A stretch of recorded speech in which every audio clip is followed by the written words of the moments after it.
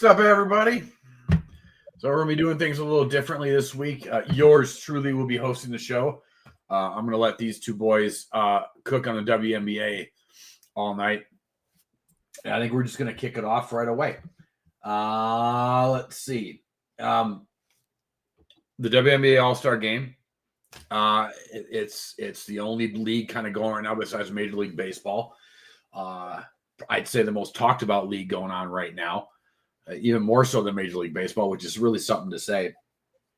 But I guess with the first topic going with Caitlin Clark and Collier being elected the captains, what are your guys' thoughts on it, and how big of that is when it comes to? I mean, I think we all expected Caitlin Clark, but what does Collier add to that, and what are your guys' thoughts? You go for a chance. Okay. I can't even want to. The one thing I am happy about is the fact that fans understand about NAPHEESA COLLIER at this point, because she was right up there with Caitlin Clark. I think she got like 100,000 votes less than Caitlin. You know, so for NAPHEESA COLLIER, who was an established player who just made the WNBA finals last year, who was in the MVP voting, won the Defensive Player of the Year last year, and many people are talking about how it's going to be MVP. It's going to be MVP. A'ja Wilson is not really in the conversation as she was last year. It's really like three people in the race right about now. That's NAPHEESA COLLIER, Satu Sabally, and I will put Alicia Gray in there. Because A'ja Wilson, she's in there, but her name is not talked about in that race like it normally is. But I think, look, it was no surprise that Caitlin Clark was going to get there. She's the most popular player in the league. She's the face of the league. Fine. Everybody knew about that. And it's in Indiana. Yeah. And it's in Indiana. So, I mean, that's equivalent to the All-Star Game being held in Chicago when Michael Jordan was playing, or, you know, LA when Kobe and Shaq was playing, you know, something like that. Plus, it's in Indiana. So, it was no surprise there, but the fact that NAPHEESA COLLIER had those votes like that was amazing. And I'm glad that the casual fans are educating themselves even more about some more of these established players. Because, like I said, her votes was right up there. It wasn't like a huge gap. It wasn't like Caitlin Clark was here. It was like 100,000 votes less. And for that to happen, that was amazing. And the thing is, Caitlin Clark got even more votes than she did last year. Remember, last year was 700,000 votes.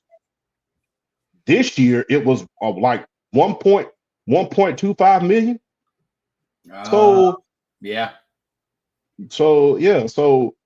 And the gap was, like I said, the gap between her and NAPHEESA COLLIER was good, but it wasn't that by a mile. It was like NAPHEESA COLLIER, 1.2, so-and-so, and then Caitlin Clark set the overall record. But the fact that NAPHEESA COLLIER is in that conversation and her popularity, it just goes to show you how popular that she is.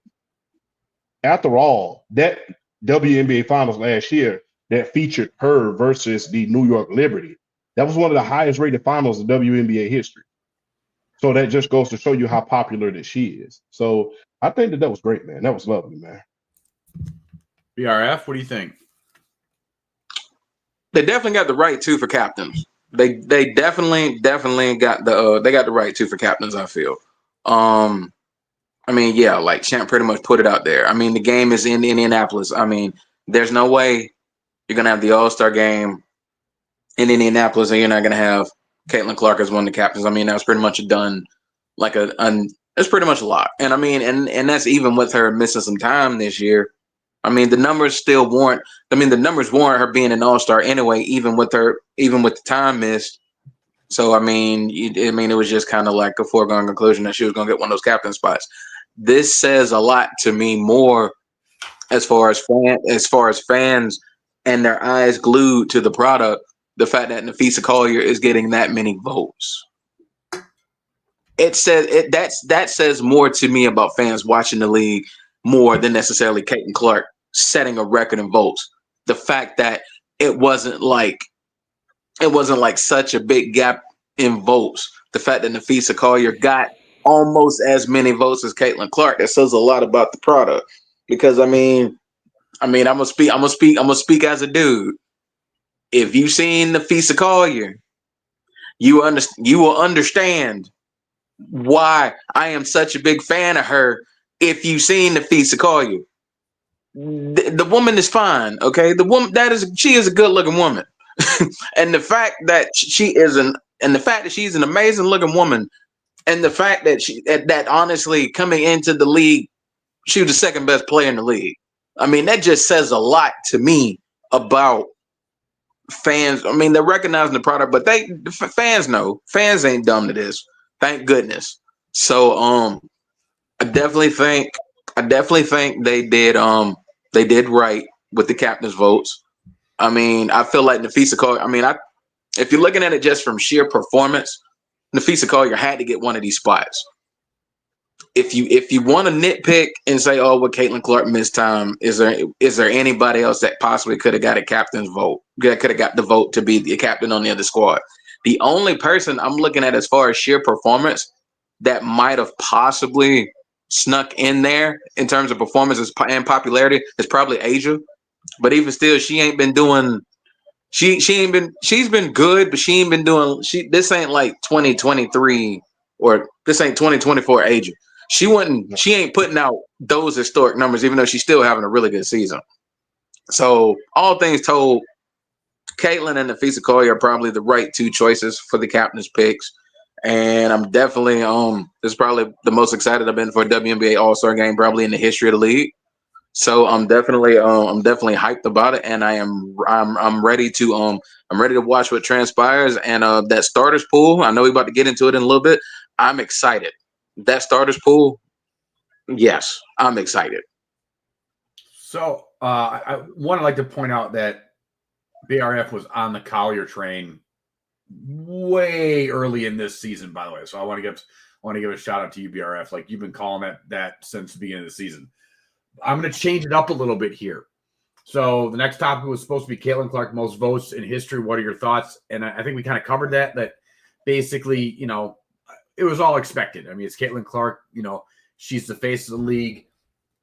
But I'm going to kind of flip the question back on its head. So on how big of a W is it for the league? What is the biggest risk to the WNBA right now and it not succeeding or continue to succeed? The biggest risk right now, my bad, BRF. No, I'm because I'm kind of thinking about it too. The biggest risk, Champ. No, you go ahead, and then I'll kind of give my yeah. I would say injuries because this first half of the damn season, it's like that damn injury bug been biting hard. Yeah. Remember, Caitlin Clark got hurt. NAPHEESA Collier missed 2 games with a back injury. Yeah, Paige got hurt. Asia Wilson got hurt. Yeah. So I remember, Sophie Cunningham got hurt. Remember, look, one of these, I don't know what that young lady's name is, man. I forget her name. I forgot her name. One of the young ladies that was playing against the Las Vegas Aces last night, she tried to post up on Jewel Lord and got her damn teeth knocked out. No, I'm serious. She got her teeth and got her damn teeth knocked the fuck out. Like I said, breaking news. I'm sorry. Breaking news. I get to be a homer for a little bit. Breaking news. The Atlanta Hawks just made another deal. They just got Nickeil Alexander-Walker. What? Yes, they did. How the hell did they pull that off? The $25 million trade exception. Wow. Mm-hmm. Wow, that's big. I don't know who walked into that building and said that everything was crazy, but it was wow. What do you think about that, bro? Love it. I love what the Hawks are doing right now. I love it. Just before we really touch on them in a little bit, I love what they're doing right now. They have Onsi Salah, the new general manager. Thank God he has common sense to understand how to build this team around Trey. This is the first time really since 2021 that they've had a team built correctly around him. And that's a lot of 3-and-D guys a lot of length, a lot of athleticism, guys that can run the floor, guys that can play defense, guys that can control the tempo on both sides of the court. They are finally constructing this roster right with Trey. And I think when he said we're not trading him, we're about to go. We're gonna try to go all in with him on this. This is another sign that they're going in all in on this. Nickeil Alexander-Walker gives you another guy that can handle the ball when you need him to. He can shoot. He can play defense. I mean, you saw what he did with the Minnesota Timberwolves late in the year on that Western Conference Final run. He was one of the big parts to why they got to the Western Conference Finals, because he got pretty hot. He got hot coming off the bench as they made that run. So I like that. I like that move for the Atlanta Hawks. Then again, this was kind of seeing all the reports. This was coming.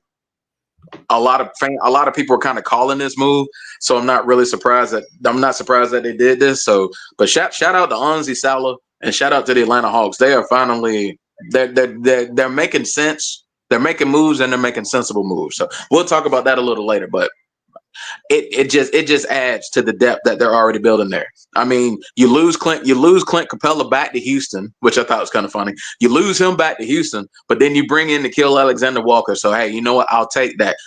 I love Clint Capella. I appreciate everything he did for the franchise. He helped us. He was on that 21 squad that got to the Eastern Conference Final. But at the end of the day, this day and age, you need athleticism in your bigs. So yeah. I'll take that loss if we bring in someone like NAW. I'll take that. I'll take that any day of the week. Do we want to just jump right to the Hawks real quick since we just had a breaking news? I mean, we can if you want to, champ. Let's jump to that real quick, and then we can go back to the WNBA. What's champ? What do you think? Oh, look, the East is wide open right about now. The East is wide open right now. It is wide open. So when you think about how wide open the East is right about now, when you think about there's so many injuries out there and there's so many questions about everything, man. I've never seen so many questions around the Eastern Conference in my entire life. I've never seen this many questions around.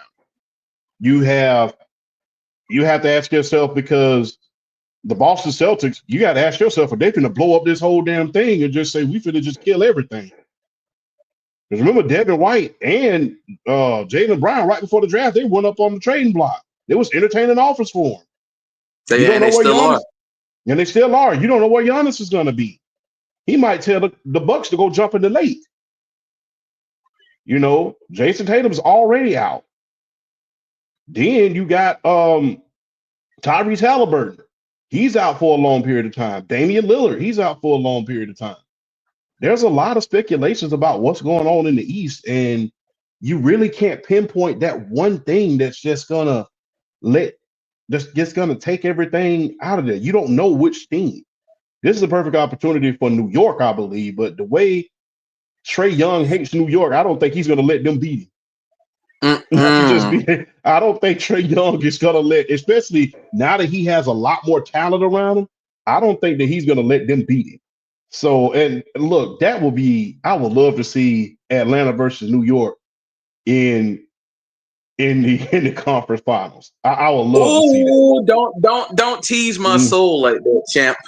Hey man, look, we all know. Look, I'm gonna just be real. We all know blue and red don't get along outside of anything. So you know, we the red state, they the blue state.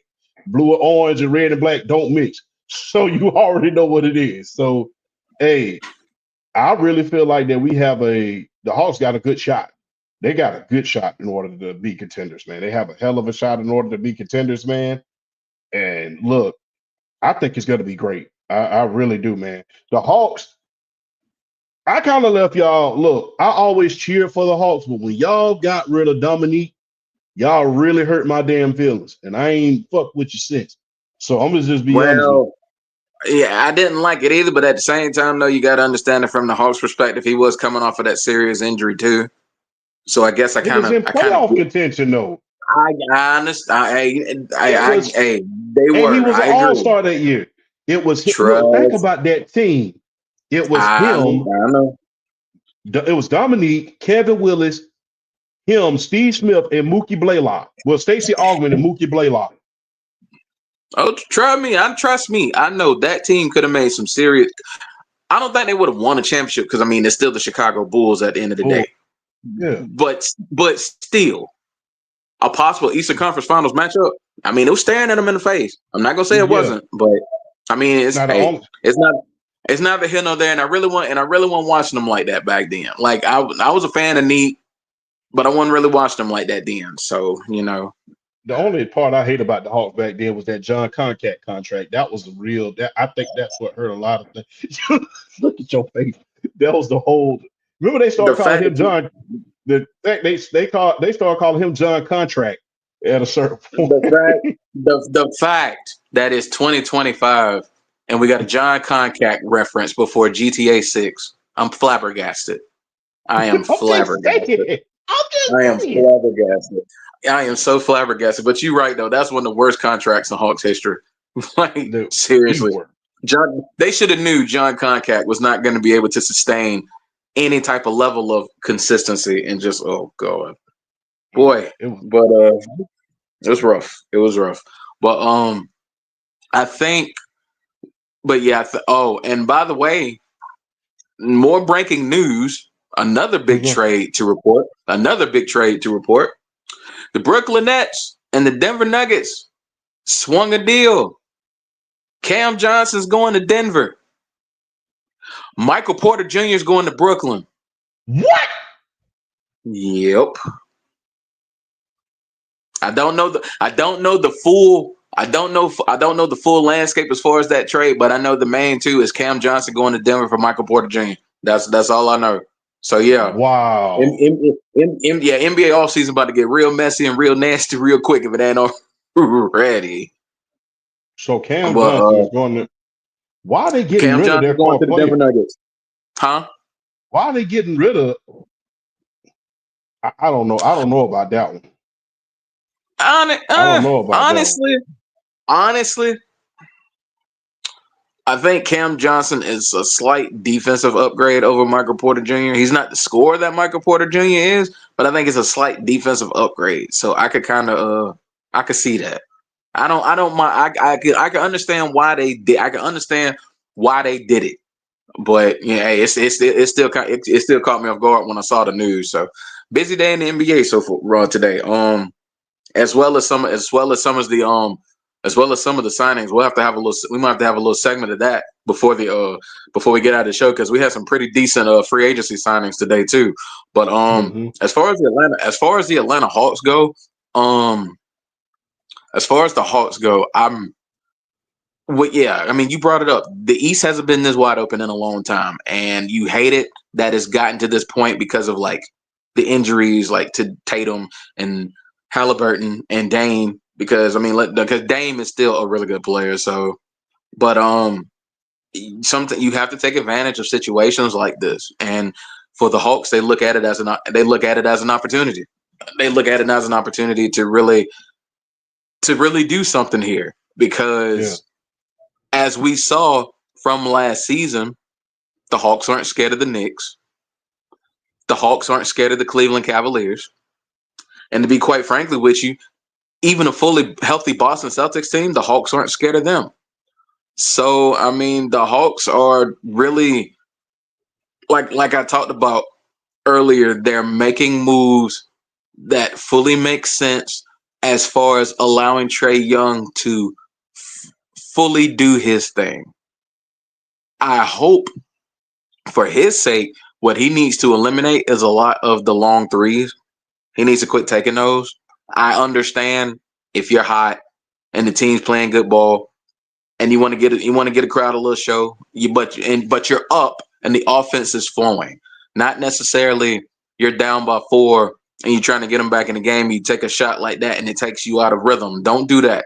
Do something like do it when you're in rhythm. But I'm liking this roster. I am really liking this roster because right now the depth chart is looking like you got Kobe, you got Trae Young, you got Kobe Buffkin to back him up. Kobe Buffkin was starting to show some flashes before he got hurt, being a quality backup point guard. Being a quality backup point guard. You basically get a New Orleans reunion with Dyson Daniels and Nickeil Alexander-Walker being your 2 guards. You basically get a New Orleans reunion because they were teammates with the Pelicans. So you get a reunion there. I like the depth. You got Ricochet, you got Vic Krejci, who they kept, who was an unsung, underrated piece, who's a big, who can shoot and can handle the ball if you want to run an all big lineup with the Hawks. I mean, and your power forwards and your centers is like, I think this is easily the most athletic the Atlanta Hawks have been at the power forward and the center possibly ever in the franchise. Like with Porzingis and Jalen Johnson and Okongwu and Gueye, just so much size, athleticism, so many things that you can do. I think you have to really like, maybe not a favorite, but as a dark horse, you really have to start considering putting the Atlanta Hawks in a dark horse conversation as far as like winning the entire Eastern Conference. I mean, I think right now, if the Knicks and the Cavs are your favorites, the Magic, the Hawks have to be two teams that are like, we present enough matchup problems to where if we catch them in the playoffs, we could take them out. So I definitely think this puts them in the dark horse contender conversation. I do with these moves. Health is a big thing with every team. So, but the biggest thing is the KP, is Kristaps Porzingis and his ability to stay healthy. But I ain't gonna lie though, if we get any, I might sound a little crazy for this, but if we get any inkling of even Washington Wizards, Kristaps Porzingis, and if you saw him in Washington when he was healthy, the Hawks are going to be a real problem, problem to contend with for the East. Because if you saw him that time he spent in Washington, where he went to the Wizards, and it was just like, you ain't got no pressure on you, you're not going to win, do your thing, and he reminded people who he was. So if you get any inkling of that in Atlanta, the Hawks could very well shock a lot of people this year. So I definitely think this puts them in the dark horse conversation as far as being a contender for the Eastern Conference. Yes, indeed. As we're waiting on Flash to get back, I'm gonna just be Oh, brief. what's going on, Flash? Everything good? Everything all good. Everything all good. Okay. Yeah, as we wait on Flash to get back, little technical difficulties here and there. Okay. Like I gotta ask you this, since can you see the Hawks in the conference finals against New York? If you really want me to be honest with you before you go, I can see them beating, unless Cleveland comes out and pulls a miracle out of their ass and gets LeBron to go along with Donovan Mitchell and some of those other players. I can see the Hawks beating them. They look very, very beatable. I think the Hawks can beat the Cavs. I think the Hawks could beat the Cleveland Cavaliers with LeBron James. Like I say, it's matchup problems. It's matchup problems. And if you remember those games with the Lakers when Jalen Johnson played, before Jalen Johnson got hurt, Jalen Johnson gave the Lakers nightmares, literal nightmares. Jalen Johnson was starting to blossom into one of the preeminent young stars in the league. And in my opinion, I think he would have made the Eastern Conference All-Star team had he not got hurt. He was really on that kind of a ride. He was on that kind of a rise. Him and Zach Reesechet are like so scarily similar, but in a good way. Zach just isn't as big as Jalen Johnson, but Zach has every bit the athleticism. I think he's a better shooter than Jalen Johnson. He's not the attacker at the rim that Jalen Johnson is, but he's a better shooter than Jalen. So I feel like the Hawks have so much going in their favor right now. I could definitely see them getting there. There is a road where they could get to the Eastern Conference Finals. I think there's a road, the way they're building this squad, they could be a top 4 seed. I think that's how I feel about the Hawks. I think their floor is, they should not be in the play-in. I feel like at worst they should be a 6 seed. At best they can be a 3. At best they can be a 3, maybe a 2, just depending on how things fall. Yeah, I bet you never know. Is there a scenario they could slip up, have a bad stretch, maybe just get down to the 7th and the 8th seed and have to play a play-in? There's always a possibility. But I just see this roster as it's constructed. I see no reason why they should be no worse than the 6th seed and not having to go through the play-in. This team is this front office is clicking on all cylinders right now, getting the right pieces to put around Trae Young. Like I said, they're getting guys that can shoot the three. They're getting guys that can play defense. They're doing everything the way the last front office should have been doing with Trae. And just shout out, like I said, shout out to Ansi Salah, who coming in and really taking this bull by the horns and building this team the way it needs to be built. So shout out to him doing a tremendous job. And I didn't even mention Asa Newell drafting out of Georgia. He's another guy that can stretch the floor. Like he's not the greatest shooter, but he's another guy that can run the floor, can catch lobs, really good rim protector. Just gives you more depth in that front court. Like I said, the Hawks have been cooking all season. I never thought I would get to say that again, but they have been cooking all off season. Like shout out to that front office for doing their thing this off season. Mm-hmm. Oh, speaking of Atlanta, you have been warning me about the Atlanta Dream all year long. I was talking about, no, I'm serious. You have been warning me about the Atlanta Dream all year long. I had already in my mind that it was going to be the Indiana Fever, and it was going to be the New York Liberty, and it was going to be a lot of other teams. But you kept warning me. You said, "Champ, watch the Atlanta Dream. They're going to be better than you think." Especially after they went and got Brittany Griner. I didn't really realize they went and got Brianna Jones, and then Alicia Gray, she came back, and then Ryan Howard. She was right. They're one of the best backcourts in the league right about now. So, what do you think about her being a dark horse MVP? Speaking of Atlanta, the Atlanta basketball community. Alicia Gray is definitely a dark horse MVP contender. They just need to keep winning, and she just need to keep playing ball and doing the thing. She's probably the biggest. I would say she's the biggest dark horse because of how the Atlanta Dream are playing and because of their record in the East right now. I think she's the biggest dark horse. She's the biggest one that could come in and really wreck the party as far as the MVP race is concerned. Because I mean, you got NAPHEESA Collier, you got Caitlin Clark. I'm surprised we're not talking about Brittany Sykes more for the MVP race. Who else is there? Well, a team ain't that great. Well, a team ain't that great. Yeah, so that's understandable. But I mean, of course you got the dynamic duo in New York with Breonna Stewart and Sabrina Ionescu. You can't talk MVP race and not talk about them too. And Aja Wilson gonna get her pound of flesh at some point. She's going to be in this conversation eventually. Like I know the numbers ain't where they need to be, but I feel like before it's all said and done, she's going to be in that 24, 25, and 12 range, averaging for the year at some point. She's just too good of a player to not be putting up those type of numbers. So I definitely see her getting better and getting closer to those numbers before the end of the year. But Alicia Gray, her vision, her ability to shoot, just like her playmaking ability. I never realized she could attack the rim like she can, as far as like driving to the basket and, getting the and-ones, putting pressure on the defense. I knew she was good, but I didn't realize she was like that good at being able to put pressure on defenses like that. Like she just does everything well as the point guard for this squad. She just does everything well. And like there's really not a lot of weaknesses in her game.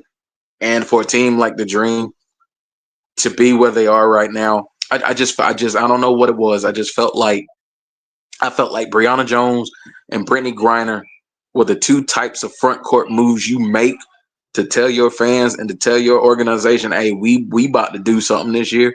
And I kind of felt it. Those are moves you make that signify you're going for a championship this year. Those are moves you make. Because Brittany Griner in Phoenix at her peak is one of the most dominant. It might arguably be the most dominant post presence we've ever seen in the WNBA. And then Brianna Jones, maybe not necessarily the post presence of a Brittany Griner. She's a scorer. I mean, she's a bucket. As a power forward, she is a bucket, and she can get you rebounds. And she's a pretty good playmaker in her own right, being able to kick it out and get her teammates open shots like that. So. I don't know. I felt something different. I felt like a different kind of vibe with this squad, bringing those two in. So I'm not surprised at all to see them in best record in the Eastern Conference conversations. Like I'm not shocked. I'm not shocked at all. And I hope that I want them to keep it up because I want, like I said, hey, as an Atlanta fan, we only have two three now. Well, three. We have three major championships in all of Atlanta pro sports. Both Braves and the Atlanta United. That's it. That's it. So I would love to see. I would love to see it. I love to see it happen. I would love to see it happen. But I mean, this team is just the quintessential combination of just inside outside game and everything working. So that's why they were able to beat the Fever. They've been able to beat the Fever ones this year. They've been able to beat the Liberty this year. They present problems for any and all teams, and I see them being in the conversation when it comes time to who's gonna be the like number one seed, like who could be the number one, who had the best record in the Eastern Conference. It could definitely be the Atlanta Dream by season's end. I think they're too good of a roster. I definitely think they're going to make the playoffs. I definitely think they're going to make noise. So it wouldn't shock me at all to see them in the WNBA finals this year. It wouldn't shock me at all. Going off script just a little bit as we await the arrival of Flash. What do you think about the Valkyrie and that huge victory, that statement win that they scored over the Seattle Storm? Do you think that was a statement win? I'm liking what I'm seeing out of Golden State, particularly with one Kayla Thornton, who, if you want to talk about possible biggest snubs out of the starter pool of the WNBA All-Star game, she's up there as far as one of the biggest snubs. Like she's just been leading the squad. I like it when an expansion team can come into the league and just not let everybody run over them. Like not make the playoffs, but be competitive, and take teams out that you're not supposed to take out. But they've been doing that a lot this year. So I'm definitely enjoying what I see out of the Valkyrie. They actually play a little bit like the Warriors in a sense. They kind of play like them a little bit. The up and down flow of the game, like they like to shoot. They actually kind of play like them a little bit.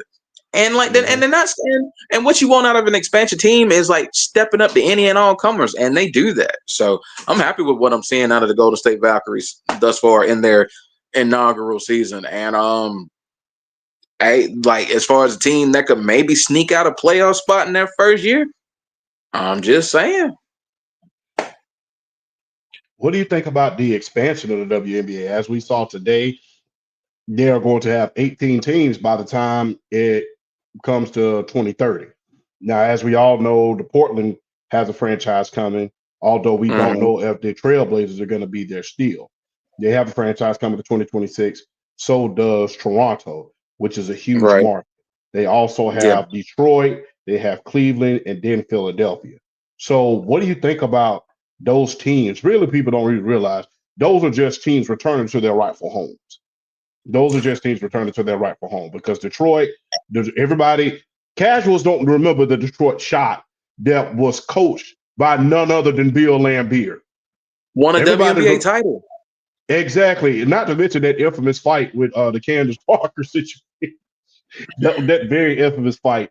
But that team is a part of history. And let's not forget the origins of Dawn Staley and how she was playing in the WNBA when she was playing in Philadelphia and coaching Temple at the same time. And then when you talk about the other teams that are coming in, the Cleveland Rockets, they had a big market going for them. What do you think about those teams? I remember them too, exactly. Yeah, what do you think about those teams returning home? And I have to ask this question because I'm not trying to sound like that guy. Do you think that the expansion should stop at those 18 teams? And the reason why I'm asking you this is this. The WNBA has something going that the NBA doesn't at this point. Sorry, guys. No problem. Glad to have you back, bro. Yep. Sorry, dad duty. Yeah, we understand, man. We can get another podcast. We can't get another Flash. So just being real. But the reason why I'm asking that, as Flash takes back over, the reason why I'm asking that is, should it remain 18 teams and should they stop it here? If they have something that the NBA doesn't. Remember, the Valkyrie, this is the Valkyrie that we talk about. They released 2 of their first round picks this year that they actually picked in the draft, and they're winning without them. So the WNBA is the absolute best of the best. Remember, Deja Kelly, she had a magnificent preseason. She's still at home, got released. You know, Jaylen Brown's, I think it's his girlfriend. Yeah. I think they should stop at 18 teams. I don't think they should dilute the talent any more after that. No. Because as you start expanding more and more, the talent starts getting diluted. Well, and the other part, that just to kind of like that, you will have a better product to sell if you add in. And I've been saying this for the last couple of weeks. If you start adding in and let the chippiness keep going, like the 80s, 90s like style basketball, and then you add in all that talent, and these teams keep getting deeper and deeper, and the quality of basketball keeps going up, you will see the popularity keep rising. Like it will. Like, so yeah, I don't think they should expand. You don't need to expand right now. Just let all the ingredients simmer right now. You have a really good thing going. I think the Sophie Cunningham thing kind of exploded out of nowhere, and it got more eyeballs on the league. And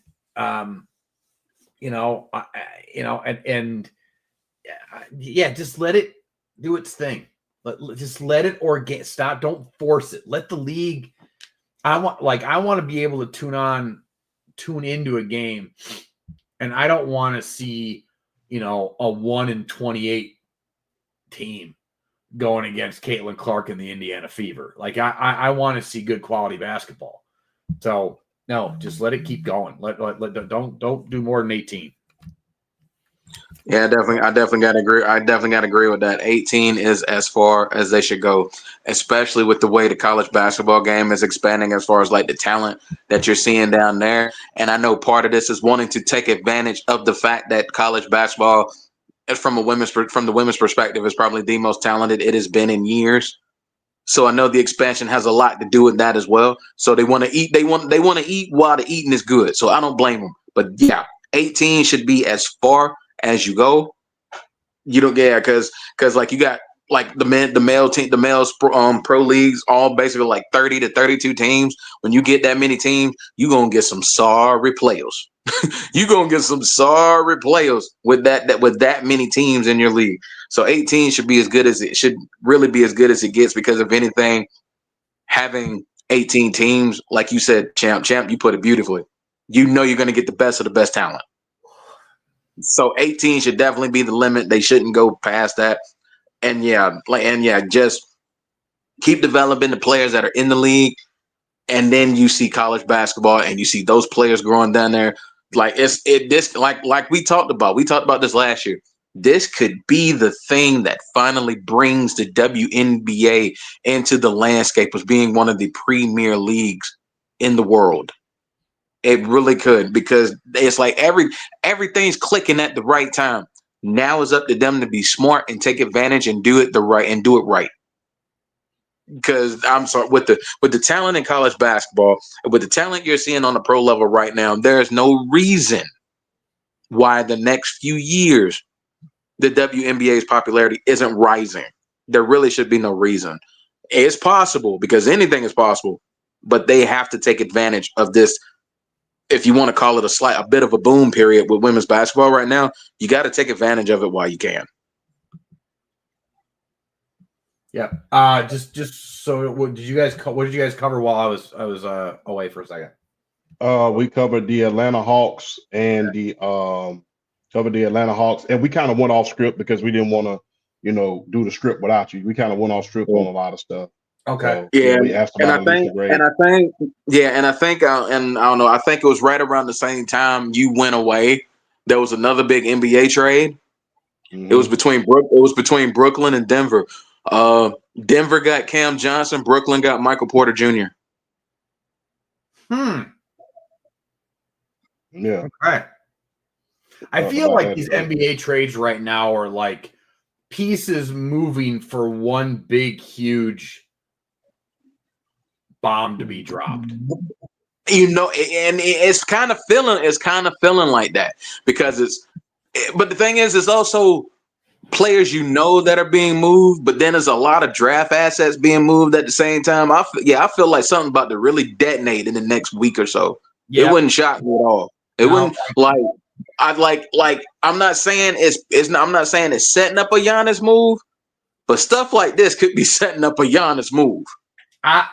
Okay, so I'm going to change it up a little bit again. The big speculation with the NBA right now is LeBron opting into his 1-year deal on the last year of his deal with the Lakers, which caused a lot of speculation. It's the first time he's ever gone into a league year with 1 year on his left on his deal. Mm-hmm. Where, if the Lakers were to trade him, where does he go and what can he garner in return? Cleveland only makes sense for him. Cleveland only makes sense for him. And Jared Allen and Darius Garland, I'm sorry, my brothers, but you got to go if that happens. Jared Allen and Darius Garland got to go if that happens. That's how, because you're not going to get rid of Donovan Mitchell. You're definitely not going to get rid of Evan Mobley. I hate to say it. I think at least Jared Allen and Darius Garland kind of on the old chopping block when it comes to that. I think they both go to LA if that happens. Yeah, but if you're Cleveland, do you say no? Well, this team right here, they haven't gotten past the second round since they've been together. So what can you do in order to get them past the second round? I mean, you traded for Donovan Mitchell, and the long thing about Donovan Mitchell is even in Utah, I don't think he went past the second round, even when he had Rudy Gobert. I don't think he went past the second round then. So, and the thing about it is people was trying to figure out, was Rudy Gobert the problem or was Donovan Mitchell the problem? People were trying to figure that out at a certain point. So if you're going to bring in somebody, bring in him and, hey, see where it goes. And they can be like D-Wade and he was back in Miami. I don't think you're going to get prime. I don't think it's going to be like that when he is prime. But if I'm the Lakers, man, look, get something while the getting is good. I mean, if LeBron want to leave, you're under new ownership. Let him leave. The problem I don't have, think it's about letting him leave. I honestly think it's the smart move for the Lakers to do. It's not LeBron's team anymore. This is Luka's team. No, this is Luka's team. That's what you're building around for the next 10 years. The smart move is to trade LeBron for whatever you get. Now, me personally, if I'm any other team, I don't trade for LeBron. Why? You're going to trade for what, 1 year? Maybe 2? I mean, if I'm Cleveland right now with all the injuries in the East, I'm not trading young assets. You have a massive window right now. yeah, and I agree. If I'm a team like Cleveland, you got to think about, hey, I haven't gotten past a certain point with this team in place. Yeah. What can I do? Okay. And hey, what kind of splash would that make for LeBron to return home once again? I think Cleveland, if you're looking at the landscape of the NBA and teams that can get LeBron, because I mean, Rich Paul already came out and said he still wants to contend for a championship. You're looking at possible spots. I see the Cleveland Cavaliers as being the only spot that just makes sense. Unless Champ got another idea. I thought rings didn't matter this full. I was just about to say that. Let's keep it a bug. Let's keep it a bug. Yeah, he might have said rings aren't the end all be all, but let's keep it a bug. Keep it a bug. As good as that man still is, goddamn well, he want to get one more. I would not taking that serious at all. I wasn't. When have I ever kept anything above board? That's not my style. I don't do that. No, I'm going to call you up. You can't a couple weeks ago be like, man, I don't know why everybody makes it all about the rings, man. Son of a bitch, I still want to be on a contender and play for a championship. Why do you want to do that, LeBron? Why is it that you want to play for a contender? I think he's still chasing ghosts. Yeah, of course he is. Of He's still chasing. I think he's still chasing ghosts. course he is. Look, I'm just gonna be real. I'm gonna keep it all the way a stack, and people can say whatever they would like to.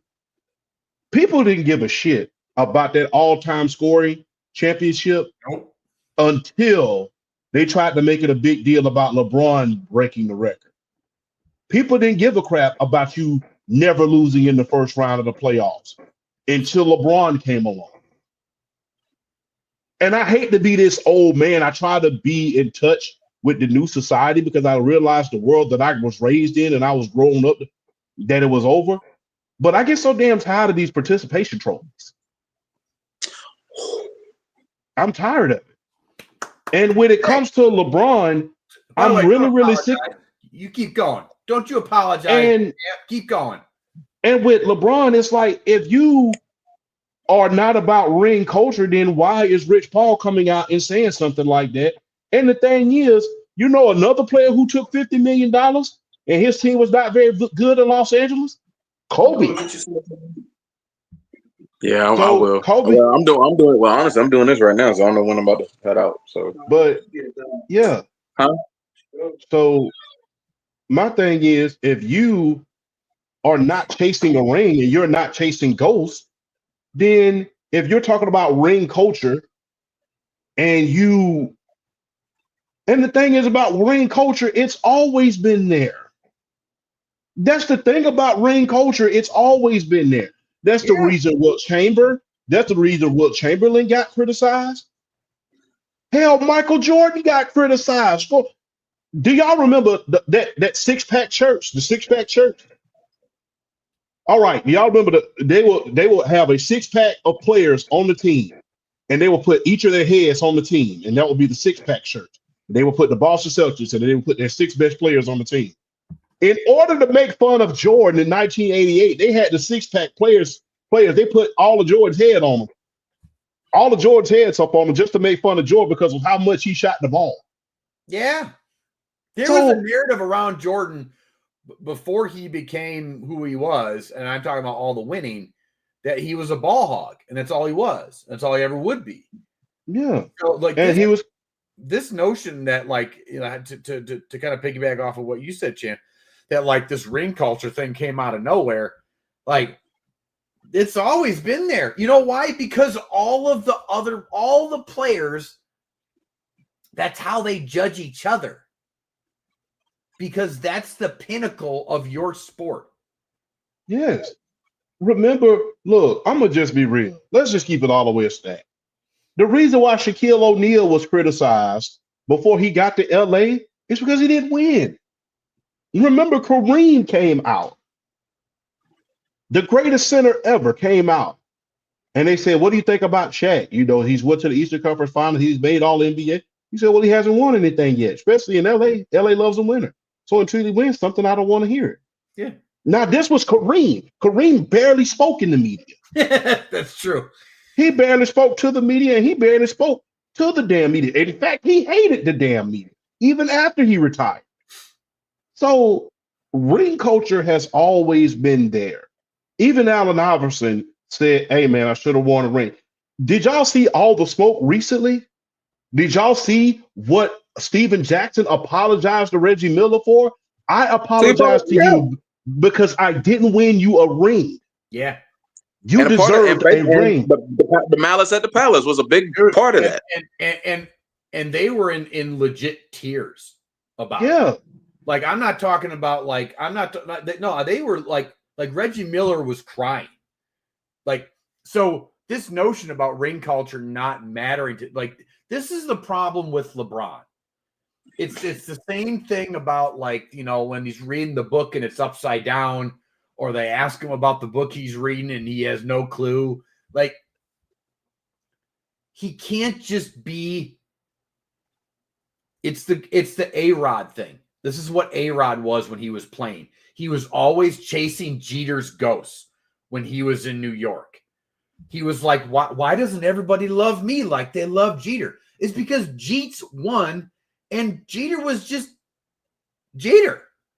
Jeter was cool without trying to be cool. Yes. That's the thing. that's the problem with LeBron. He's trying to be cool, and this he's also like trying to pass off like he's intelligent and up on like, political stuff. It's like, dude, like don't stop.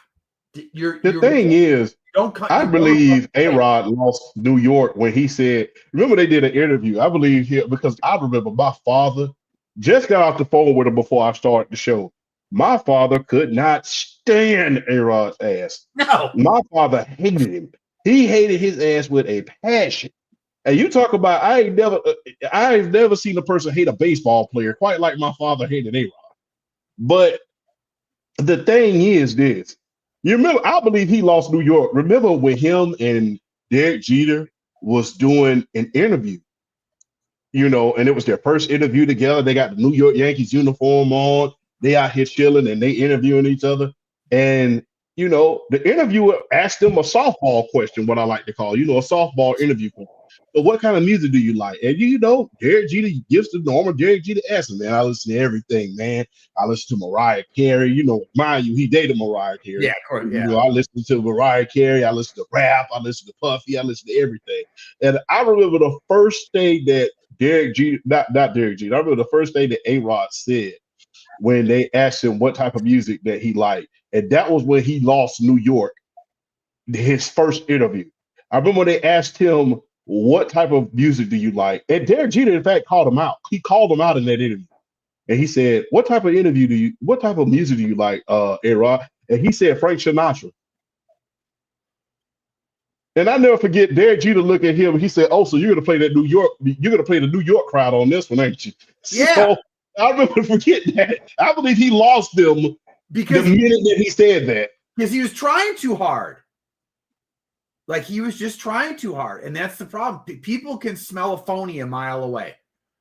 And that's the problem with LeBron. Like it just, yeah, you can't, but back to the original topic though, are there any other teams besides Cleveland that would make a play for him that make any type of sense whatsoever? What about Atlanta? No. I don't want him now. Hell no. Hell no. Hell no. Hell no. No. I'm saying no. Like in Atlanta, the way that roster structured, LeBron James would make absolutely no sense there. What about Milwaukee? No.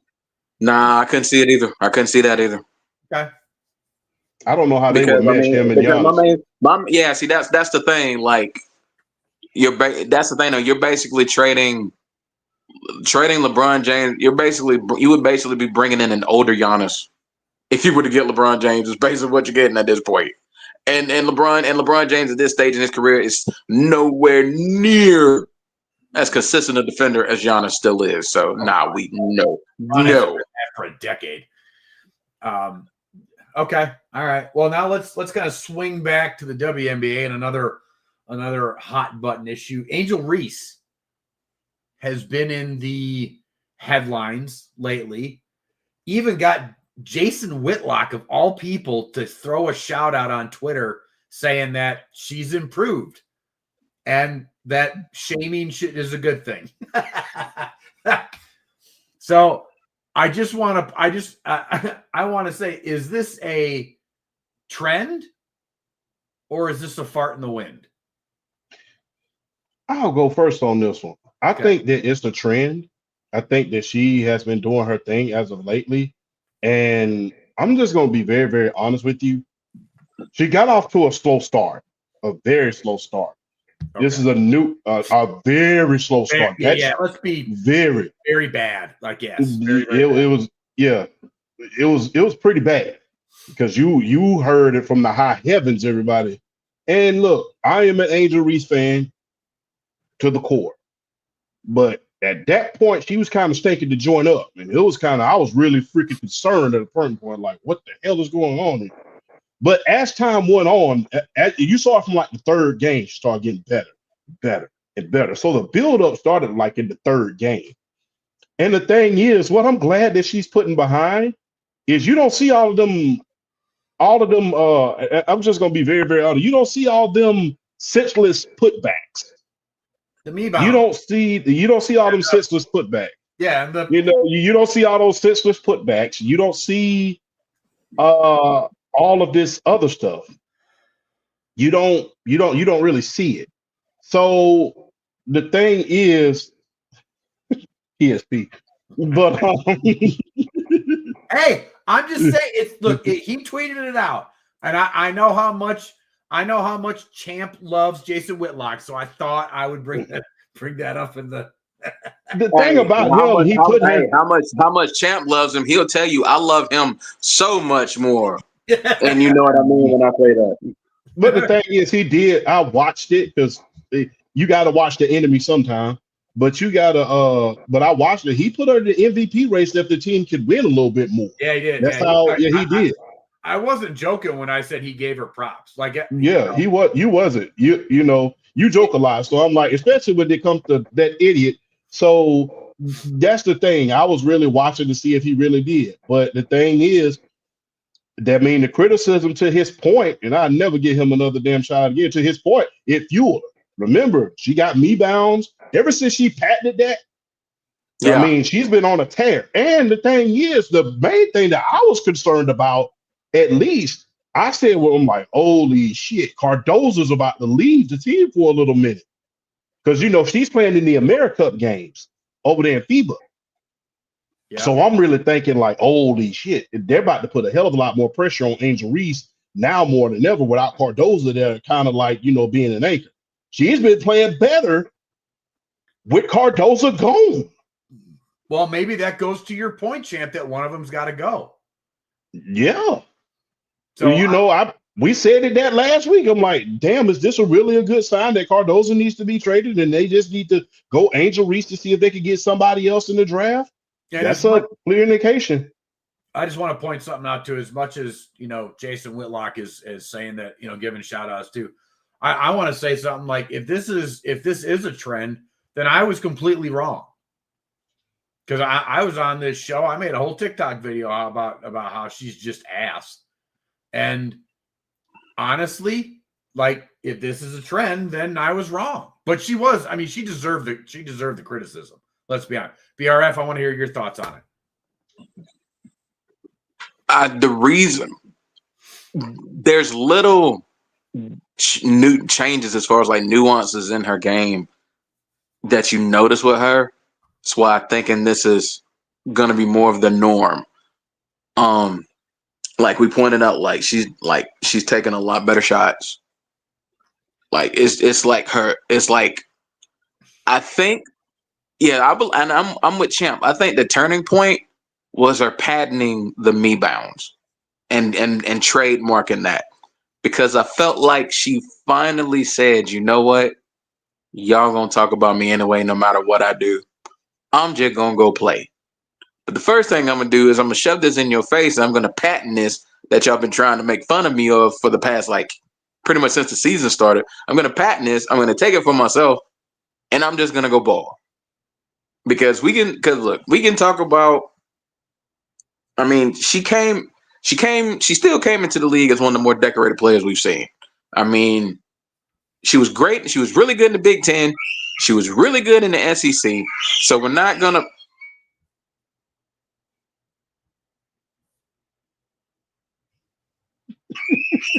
Kids. Hold on one second. Anything can happen on the See the Goat podcast. But the piggyback off of BRF real quick. But the piggyback off of him real quick, there was a lot of stuff that was going on with that team because I mean, there was talking about blowing up the team. That's like I asked that question earlier in the year. Like, is it time for one of them to go? And yeah, especially after Courtney Vandersloot got hurt, that put a huge dent on that team. And the thing is, ever since then, they started feeding her the ball a little bit more. She's been facilitating.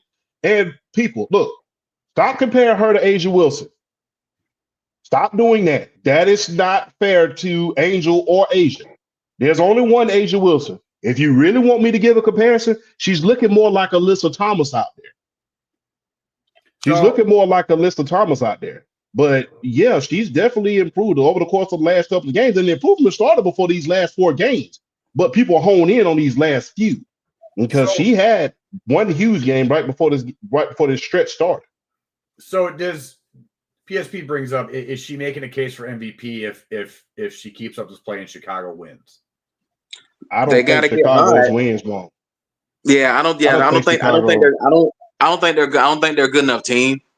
I still don't think they're still not a good enough team around her. But if they were, they're 5-11. They're 5-11, and they're still 3-7 in their last 10. Exactly. So they're still, even with some of these performances, they're still losing games. To be fair, they're only 3 games behind Indiana right now, and Las Vegas. They're only 4 games behind Golden State. So it wouldn't take, I mean, I don't know if Chicago's good enough to turn it around completely, but it wouldn't take much. I mean, we got a long season still. Yeah. Oh, definitely. It wouldn't take much at all. But I don't trust the roster. I still don't trust the roster construction, whether Cardozo's there or not. And I kind of want to see this go a little bit longer. I'm not on this is an absolute trend yet, but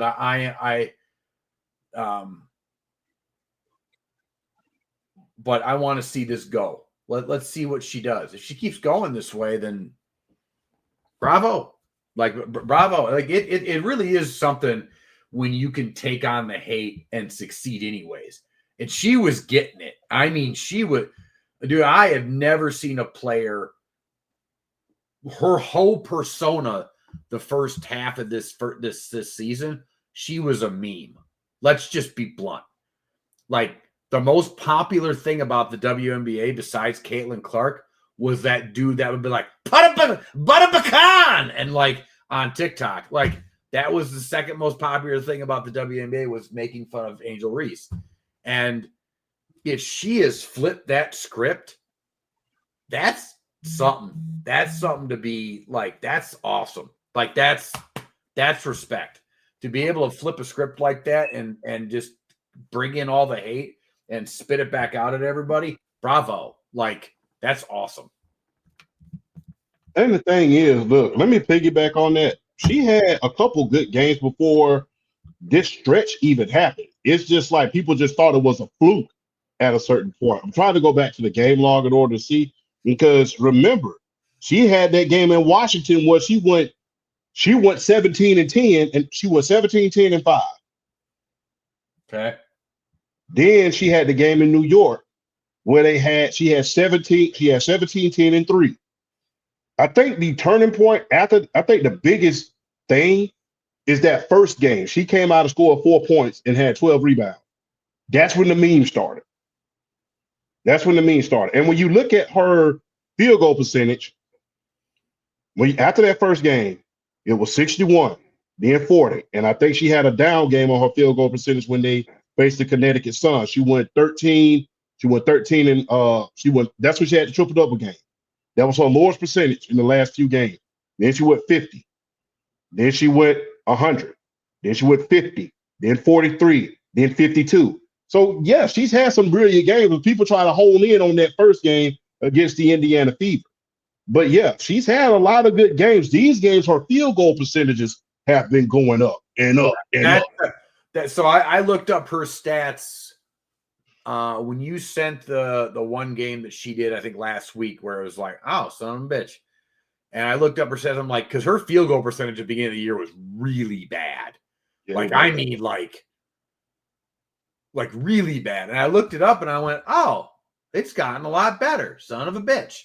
So, like I said, dude, I'll own it. I was completely wrong. Now, I've always said that I hope she turns it around. I just didn't think she would. So, I think she's learned. Talk about chasing ghosts. I think she may have stopped chasing ghosts. I think she may have too. And the thing is this: people don't understand this, and I will keep it a buck. I'm a basketball fan to the core. This can't be a rivalry right now. No. Because number one, the gap still, although Angel is continuing to improve as a big, although she's good, you can say she's good, borderline, she doesn't have the team that Caitlin had.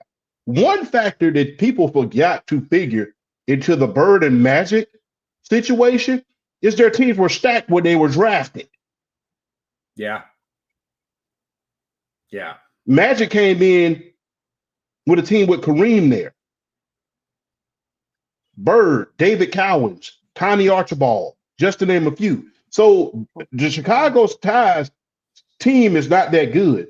And I really think, looking back on it, that Ariel Atkins trade was a mistake.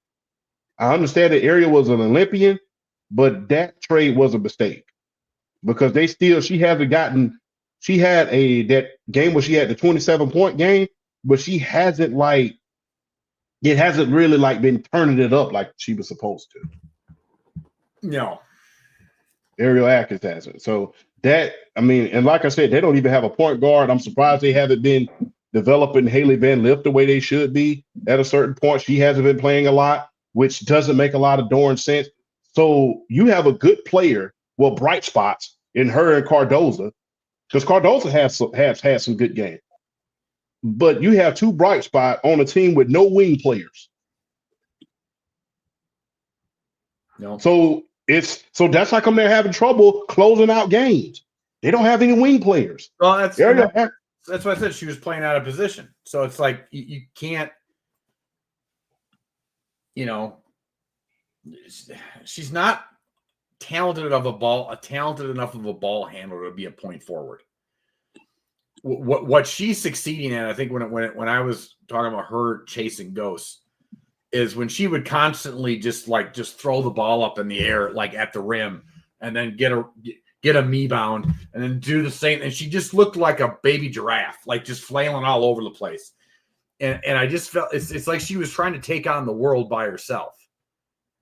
Her best thing and what she started to do is kick the ball out. Like unless the layup is there, unless the putback is there, she's been kicking the ball out. And that's the thing. That should be her game right there. Be dirty, be in the block, be underneath, and I think she's, like I said, instead of trying to take on the world, she's just letting the game come to her. And that's a huge thing to do. So that's just my thought.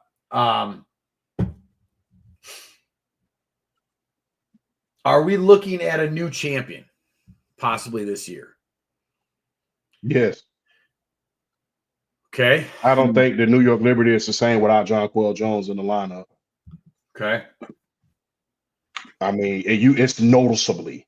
They started off 9-0. They've lost their last 5. Yeah, they're 5-5 in their last 10 right now. Yeah, they are not looking good without Jonquel Jones. I don't think people realize she's out for at least 6 weeks. Oof. So, in other words, you are banged up 3 ways from Sunday.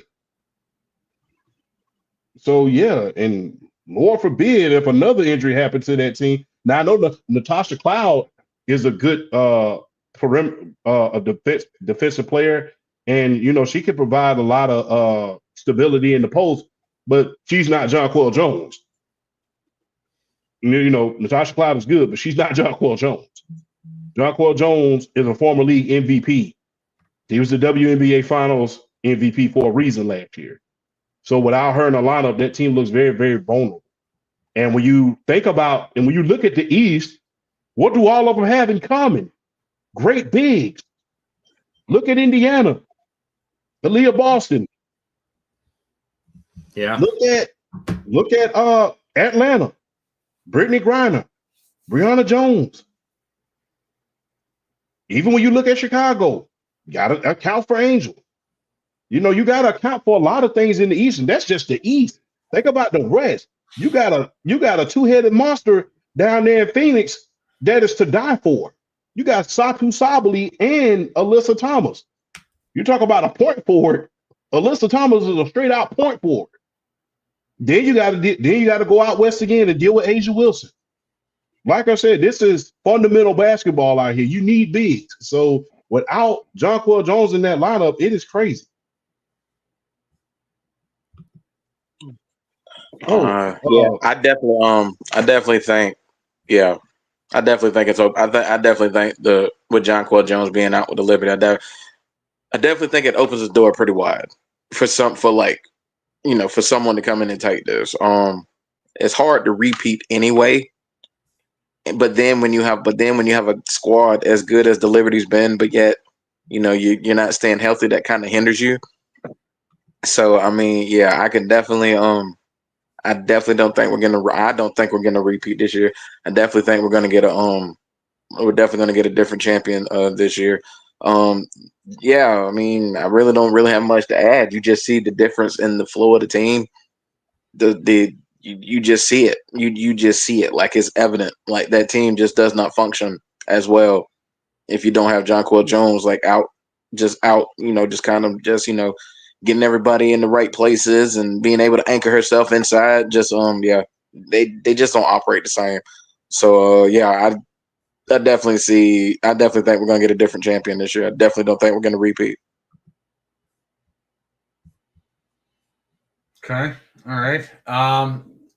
Another team that's kind of struggling right now is the Aces. Where are we when it comes to them? Do they we can turn?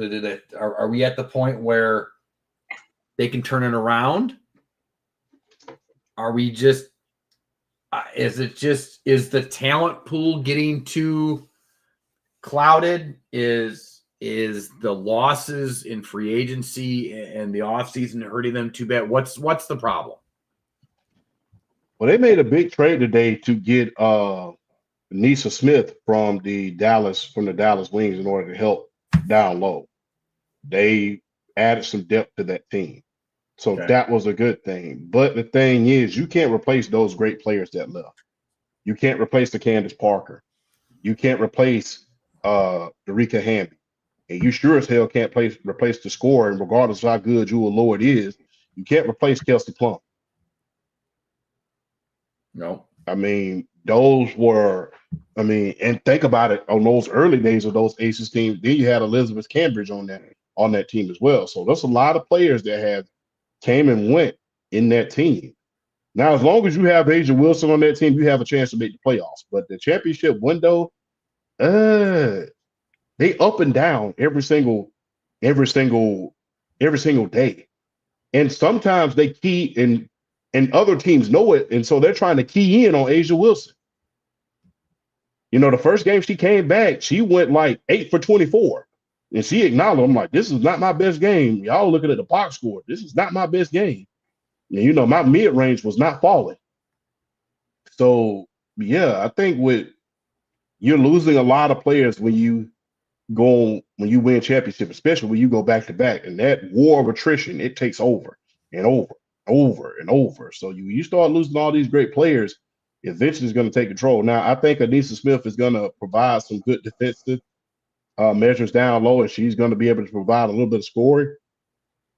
But you can't replace all of those great players that you just lost.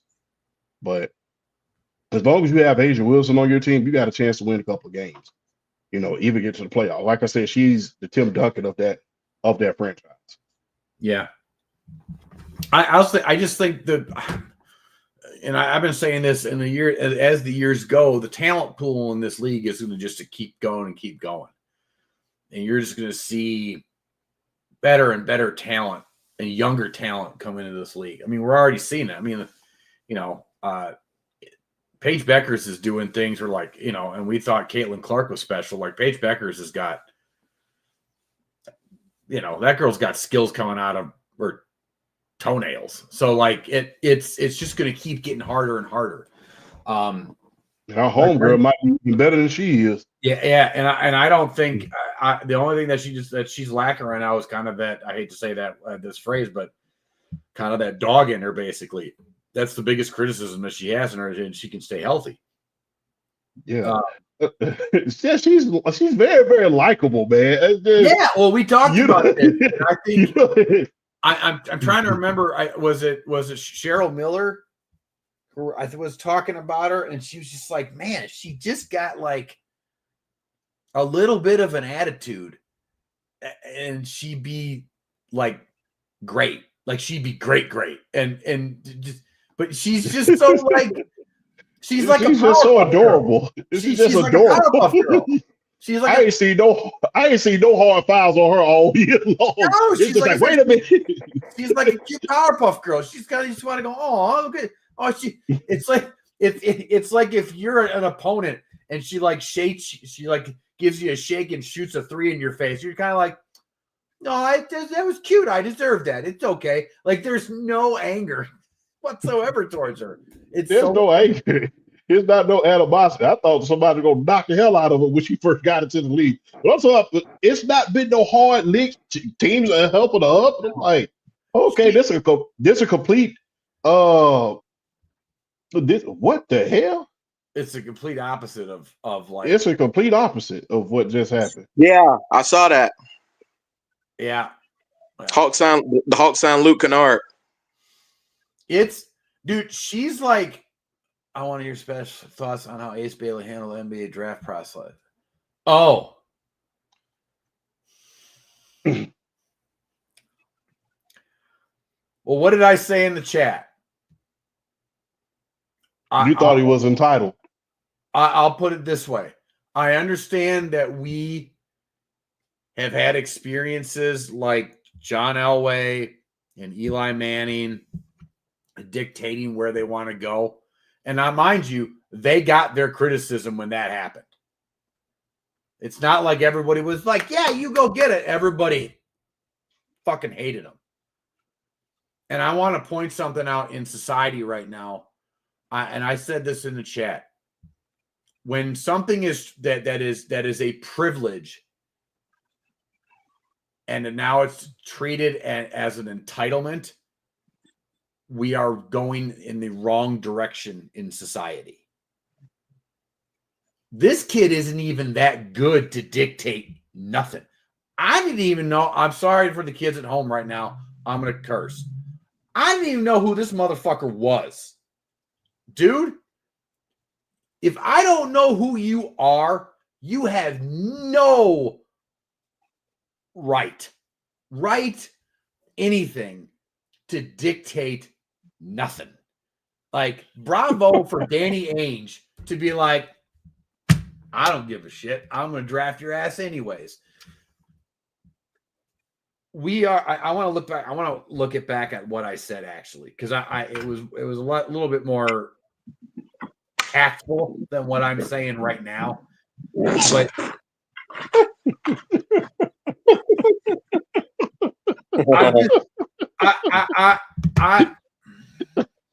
what are we doing? Like, why are we like? And he's getting his criticism. Everybody is like crapping on the dude. So it's not like he's not getting his. It's not like he's not getting his criticism, but why? Okay, okay. All right. So this is what I said. I said I understand that we've seen players manipulate where they go in a draft. Elway, Eli, for example, but seeing players get genuinely. This dude was genuinely upset for getting drafted is a legit travesty on a sports level. I want to emphasize this is not a tragedy, and like a lot of the bad things are going on a sports level. This is a travesty. When a privilege is looked at the same way as a punishment, we are starting to fail as a society. And I want to know the thoughts. Why are we here? Honestly, I'm going to just be real. I venture on the side, and it's not me being hip. It's not me trying to be on the side of the new generation. I just always feel like this. Look, they're going to get more of a shot than what we had, and I'm all for it. Now, when you starting to act like an idiot in order to get certain stuff, then that's a whole nother problem. But Steve Francis, we've seen this for them. Remember, Steve Francis did. Kobe Bryant did it. You remember, what's the other guy? I said, remember Danny Ferry? He was the master at he went overseas and played for a year. He said, "Oh, really? The Los Angeles Clippers? I'm not playing for flicking Donald Sterling." Yeah. And he went overseas and did it. But the thing is this, with Danny Ainge, you're in good hands. It's Danny Ainge. With Danny Ainge, you're in good hands. Well, we've seen athletes do this before, but the thing is, why I always stay on the side of the newer generation when they do stuff is because guess what? It was criticized. But in his case, I don't understand when I look back on it, because I made a video about this.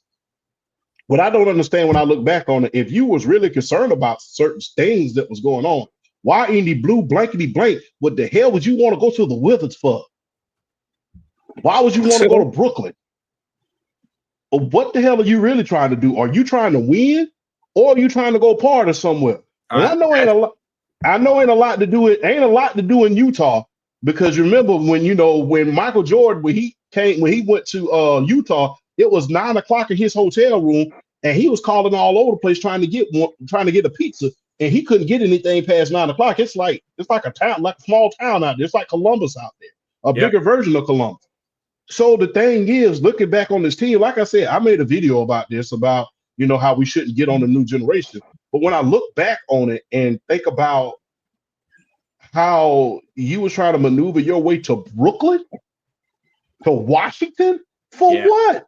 They're dumpster fires. And I think that's a little bit of a difference. It's like you could look back and say at the time the Chargers were a poorly run organization, and if you're you wouldn't want your kid to go to the Chargers versus the Giants. Fine.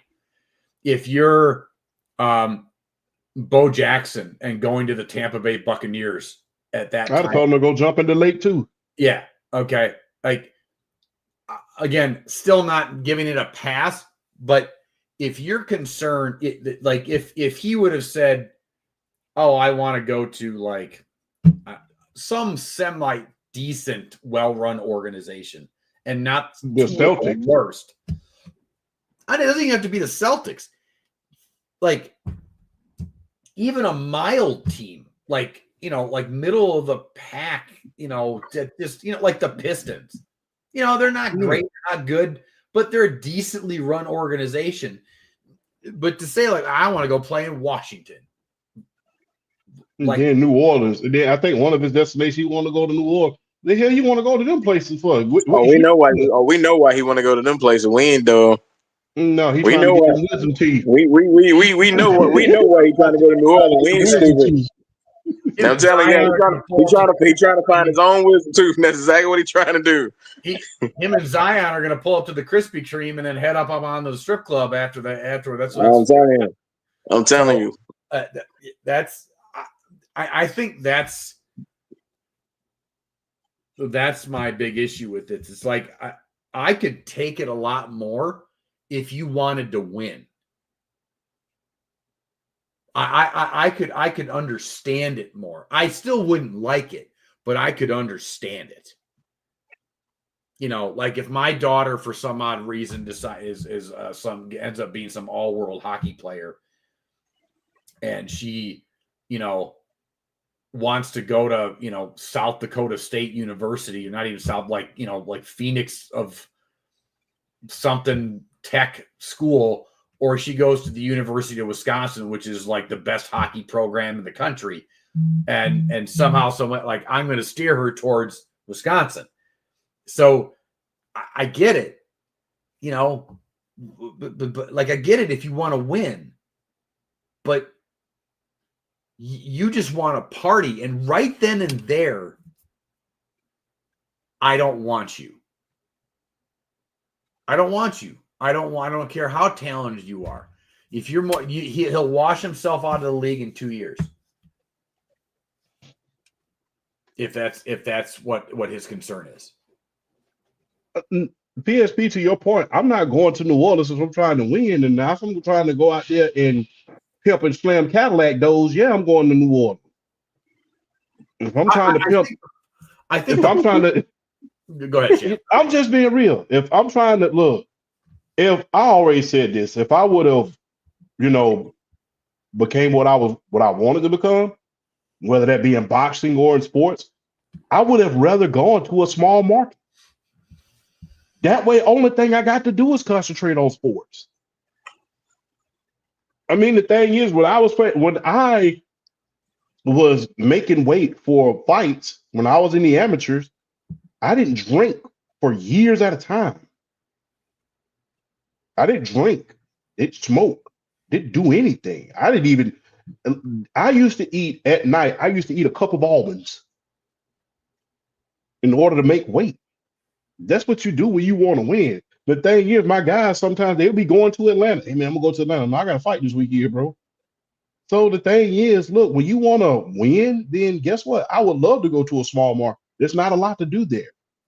Guess what? You're the toast of the town, but guess what? You got to go back into that gym and think about it. You know who taught me that? J.R. Smith. J.R. Smith said the same thing. When I was in New York, all I wanted to do was party. When I got to Cleveland, the nightlife here is good, but it's not as good as it is in New York. You're not trying to turn out the lights from Cleveland. So I want to win. So I'm going to go in this gym after a football game, well, after a basketball game, I'm going to work my tail off. So, yeah, if I want to party, yeah, I'm going to New Orleans. Yeah, I'm going to Brooklyn. Yeah, I'm going to Washington.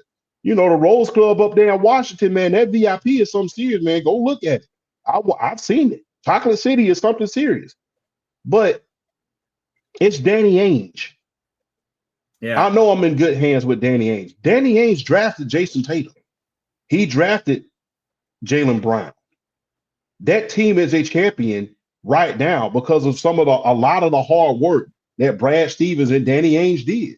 So although you're going to Utah, that might not necessarily be a place where you can turn out the lights and have future parties at there. Guess what? That's a perfect opportunity for you to improve. That's a perfect opportunity to do everything that you need to do. That's a perfect opportunity to do things you need to do. Like I said, when I was in the amateurs, I ate a cup of almonds. I remember I had a girlfriend at the time. She used to make fun of me for this. She used to say, so what do you, she said, she made fun of me at one point. And she said, Champ, what did you eat today? I said, I ate some almonds, I ate an apple, and I ate, I drank a protein shake. So she said, essentially, you just had a cracker for lunch, a grape for dinner, and sleep for breakfast. That's basically what you had. So when I was in the amateurs, you got to take stuff serious. And guess what? Small markets bring out the best in a lot of players. You ever wonder why these small market players are great? There's not, like I said, not be a lot to do. You're not getting in trouble. You're not getting in trouble.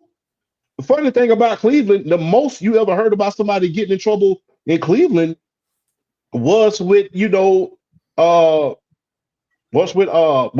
what's the guy's name? Josh Gordon. Josh Gordon and Deshaun Watson. That was the most you ever heard about guys getting in trouble in Cleveland. Before that, guys went to Cleveland. You didn't hear about them getting in trouble. Guys going to Tennessee, little small markets like that. Getting in trouble in Houston. He wasn't getting in trouble in Cleveland. Yeah, you're not getting in trouble. In Houston, you could get in a lot of trouble. Yeah, a lot of trouble in Houston. Apparently, he did. So you know what? And to PSP's point, yeah, if I'm some 19-year-old kid, of course I want to go to New Orleans or Florida or where I want to go where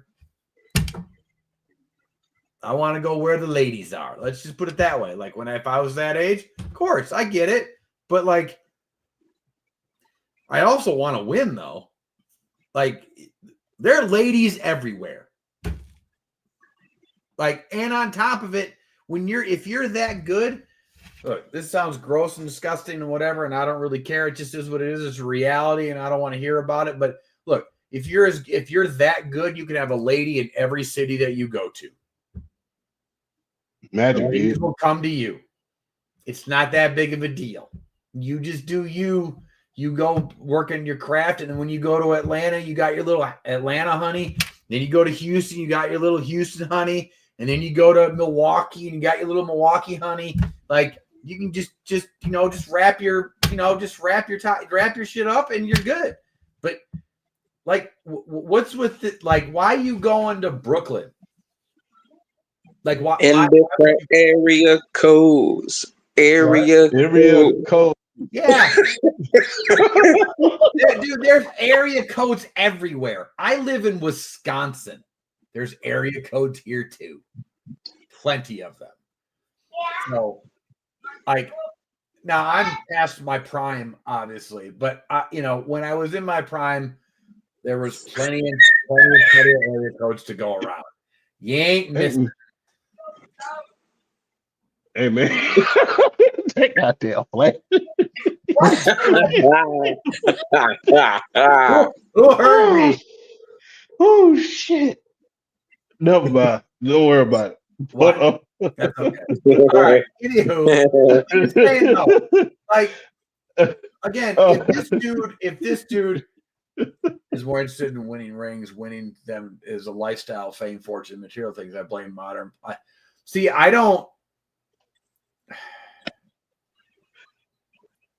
don't blame Ben Simmons.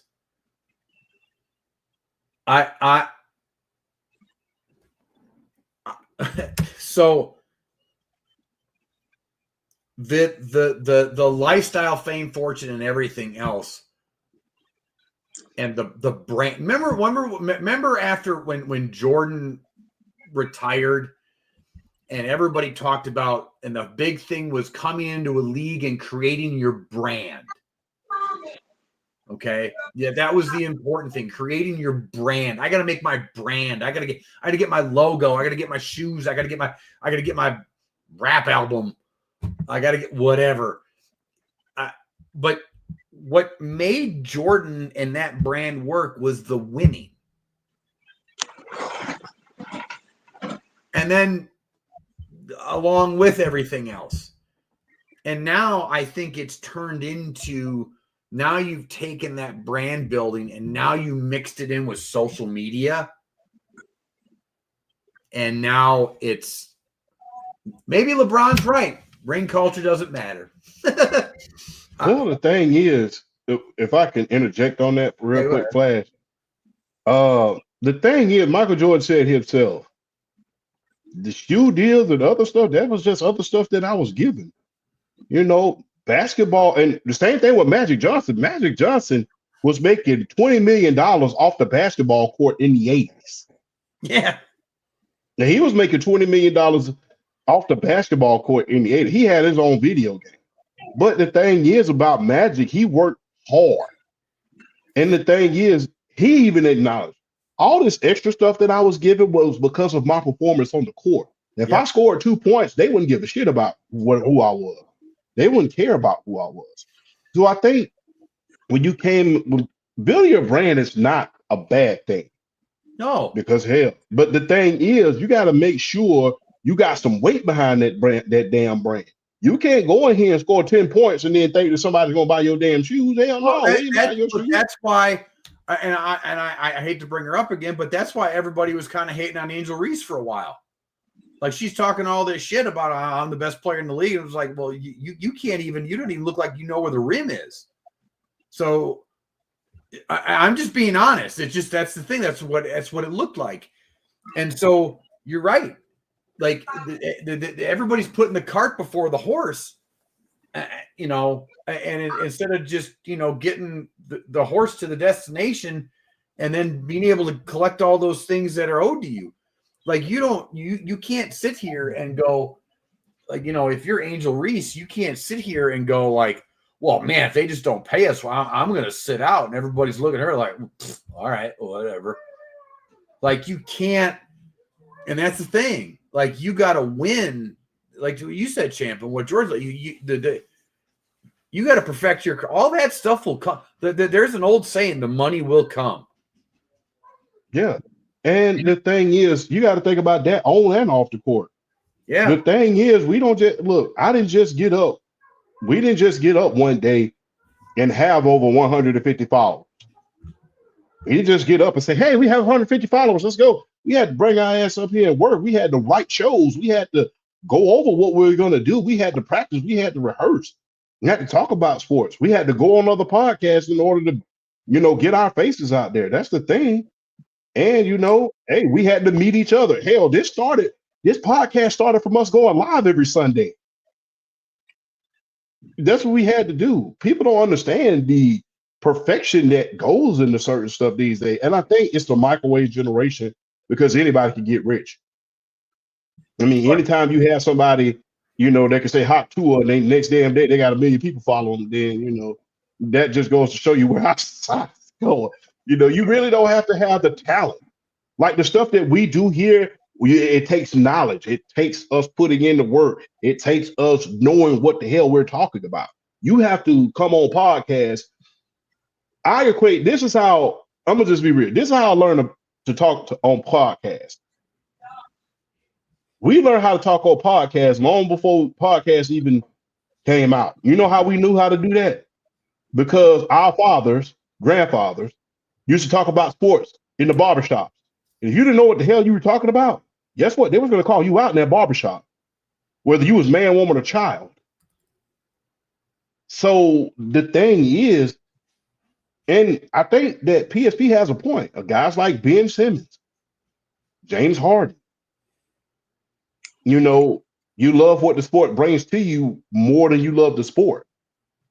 And even to a certain extent, one of the first people I seen like that was Oscar De La Hoya. I never felt like he loved boxing. No. And I saw that more, and there was never more evident of that than the Felix Trinidad fight. I never felt like he loved boxing. I felt like he loved what boxing brought to him. You know, the invitation to the golf course, the invitation to the nightclub, the sharp ass clothes, the fame, the fortune. Because there's a lot of fights that he should have won, but he ended up losing, especially towards the end of his career. There's that one I don't know if it's a Nike commercial or whatever, but it talks about it like, and it's Jordan narrating it. And he goes, maybe I did this wrong.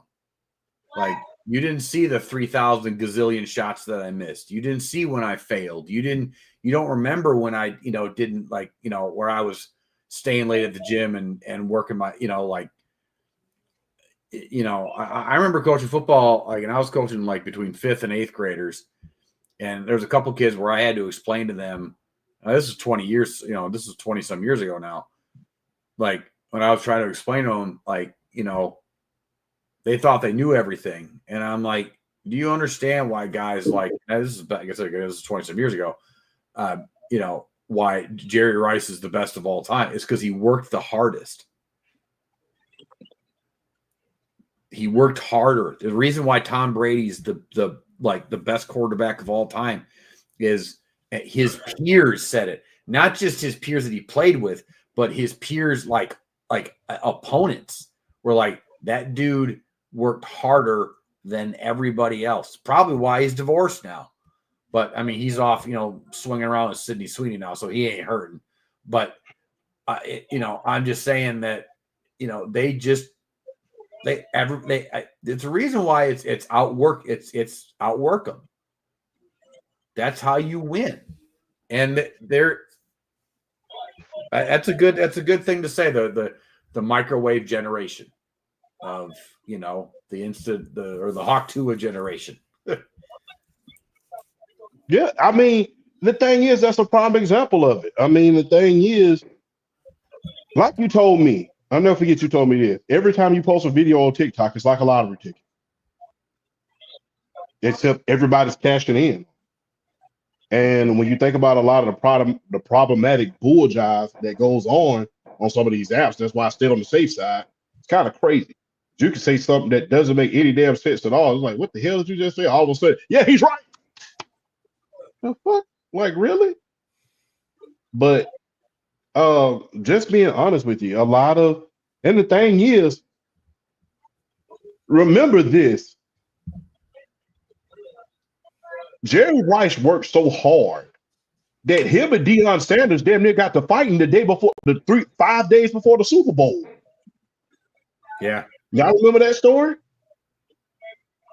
Yeah. Jerry Rice got pissed at Deion for going out on a Tuesday. Yep. On a Tuesday, he looked at Jerry. He's like, bro, if we was back at home, we would be going out on a Tuesday or a Wednesday. It's not like it's like Friday or Saturday or anything like that. And he said, we're going to beat the hell out the Chargers. Like, we ain't worried about the damn Chargers. We just slayed the Dragon just a week ago when we faced the Cowboys. But what the hell you worried about the Chargers for?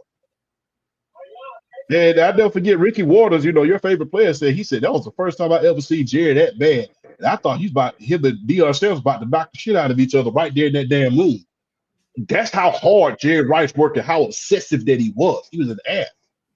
There are a lot of people in the Bay Area, although they revered him on the field, they call him a jerk. He was essentially, I mean, the thing is, they called it, before Barry Bonds got there, the media used to say Jerry Rice was kind of an ass. Well, look what Jordan said in The Last Dance. He's like, I'm sorry. I'm sorry if you think I was an asshole. Like, I guess you didn't want to win anything. Like, it is what it is. Like, Yeah. you know, most guys, the only winner that I've really heard so far, but even him, there are stories of Brady being a straight up asshole in practice. You know, but I mean, everybody, there's not a real bad story about him, nothing like Jordan or anything like that. But no, he used to cuss the hell out of his coaches, though. He used to cuss Bill O'Brien, him and Bill O'Brien used to go at it. Oh yeah. So I mean, Well, like, that's because Bill O'Brien sucked as a coach, but I digress. I you know, and that's the thing. It's like, do you know, when you want something bad enough, and this is what people don't understand. It's like most people that are hyper successful, like on that type of level, you have to be willing to look. This is gonna sound bad, but you got to be willing to step on people. It's just kind of a reality. It's just a thing, and you know, and I don't think this generation, you know, I shouldn't say all, because that's kind of fun, because we look at Caitlin Clark, like Caitlin Clark's willing to step on people, like to win, like she's that's not like it just like, and there are players that wanted that are like that. I think Giannis is like that. He's got that, you know, for lack of a better term, he's got that dog in him, like that he just wants to win. So like it's there, but when you see somebody like Ace Bailey, that's a nobody, who went to Rutgers and didn't win anything, and you have the nerve to just be like, yeah, I get to dictate. I'm going to go to Brook. Like, you don't even look like you're smart at dictating where you want to go. Like, that's the thing too. Like, you look stupid. Like, you look, besides looking like arrogant, you look stupid. At least with Dominique Wilkins, when he forced his way out of Utah, he was trying to go to Atlanta because Atlanta was run by Ted Turner. Yeah. And Ted Turner was not going to allow them to lose. You think about Steve Francis, he wanted to go. Houston was a very, very well run organization. He didn't want to go to Vancouver because they were about to move out of and go to Memphis. He didn't want to go to Memphis. Kobe, he didn't want to go to New Jersey. He didn't know that John Calipari was gonna remain there. So there's been players that have maneuvered their way out of a situation. But the thing is, they maneuvered out of their way out of stuff that made sense. Look, I'm gonna just be real. I left a school one time. I left a college one time. I got a scholarship to go to 2 places. BRF, you know what I'm about to say. I got a scholarship to go to Fort Valley, and I got a scholarship to go to North Georgia College. You know which one I chose? Pro chose Fort Valley State. Hell no, I took my ass to North Georgia College. Oh, you went to North Georgia? Hell yeah. I was about to go to Fort. I knew I wasn't gonna do a damn thing. What if I went to Fort Valley? I knew I wasn't gonna do a damn thing. I wasn't gonna do shit if I went to Fort Valley. I went to North Georgia at least for a couple of semesters before I came back home and went to CSU or whatever I was gonna go. But I knew he'd have turned off his camera. He laughed so bad. But I knew I wasn't gonna do that at Fort Valley. Real quick. She wants to say hello. Hey, Darlin. Hello. All right. Yeah. I'm almost done. But yeah, okay. I knew I wasn't gonna do nothing if I went to Fort Valley. I got a scholarship because North Georgia was one of the top military colleges in Georgia. So I'm like, well, I'm gonna narrow it down to North Georgia or Fort Valley. And I looked over at my mom, I looked over at my dad. I said, look, you know what? I'm going to North Georgia. I'm gonna go to North Georgia. Because hey, look, as you all know, BRF, a lot of people went to Fort Valley, but a lot of people didn't graduate from Fort Valley. There's a lot of people. They went with expectations, but reality hit them. Yes, so I knew I was gonna do shit if I went to Fort Valley, and Fort Valley is a hell of a good school. That's what people don't tell you. They got a good technology. They have a hell of a good technology program and everything. But I just knew I was gonna be partying in every damn thing, so I didn't go. I said, let me go take my ass somewhere else where I got structure at, so I won't be around here screwing around. So, so, but yeah, why would you want to go to somewhere like Brooklyn, like Washington, like New Orleans? That doesn't make any sense to me. You're not going to win anything in New Orleans. You're not going to win anything in Washington. Did you see what they did with John Wall and Bradley Beal? Bradley Beal asked to get the hell out of there. Brooklyn had a really good thing in Washington, and they still screwed it up. Yeah. At one point, they was being held during the early days, I will say. During the early days, I will emphasize this. During the early days of John Wall and Bradley Beal, they was being compared to the Splash Brothers. Oh, yeah, they were in best backcourt in the league conversation. Yes. So, yeah. So, if they didn't do good with those two guys there, man, they got rid of them and they haven't had anything since. What makes you think you finna go there and change it all around? You want to go to the Rose Club, which Rose Club ain't bad. It's a good club to go to, but I don't recommend you want to go there to start your career. Don't get too caught up. He ain't going Don't up. get Well, too. I guess he will be going up for roses. I guess I don't know. But yeah, don't get your career started off. Look, I'm gonna just be real, man. I wish, although I have succeeded in a lot of areas, I wish I could take the knowledge that I have now at the age of 36, 37 years old and put it back in my mind when I was like 22. Fuck, I wish I was 36 years old. And so, no, I'm just being real. I wish I could put my mind right now, the knowledge and the wisdom I have now, and put it in 22-year-old amateur boxing champ's body who's in the Army at its peak. Because half that stuff, partying and going to sessions, spending $300 on Cristal and doing shit like that on an Army salary, that shit made no damn sense. What the hell are you doing by a $200 bottle of Cristal and your check in the Army only $700 every 2 weeks? That was stupid as hell. But you know, I didn't have near the amount of money that these kids have. But you got to think about it, man. Going to these big markets just because you want to party, that ain't the move to go. No. All right. I think we've kind of dunked on this kid enough. All right.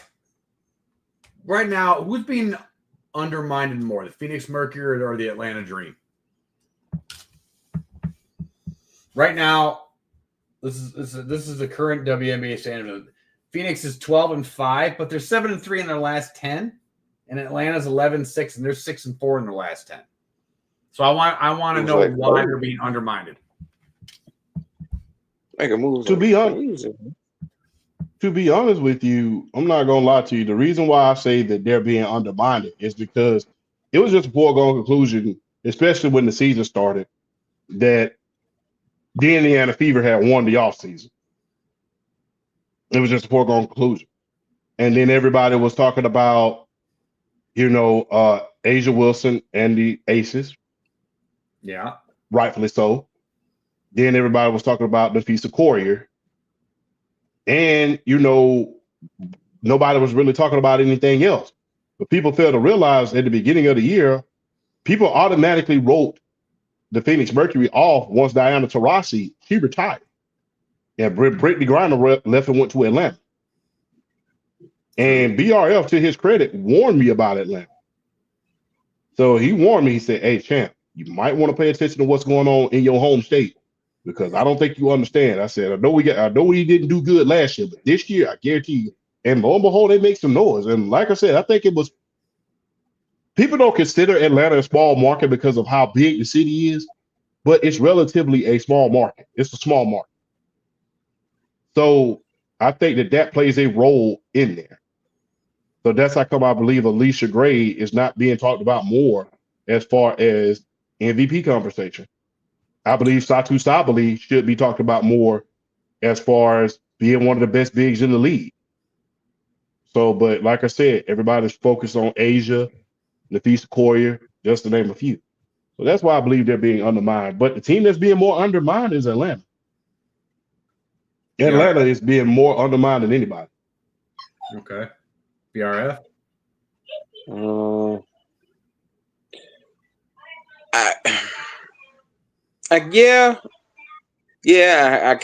I have to agree with it from the standpoint. I feel like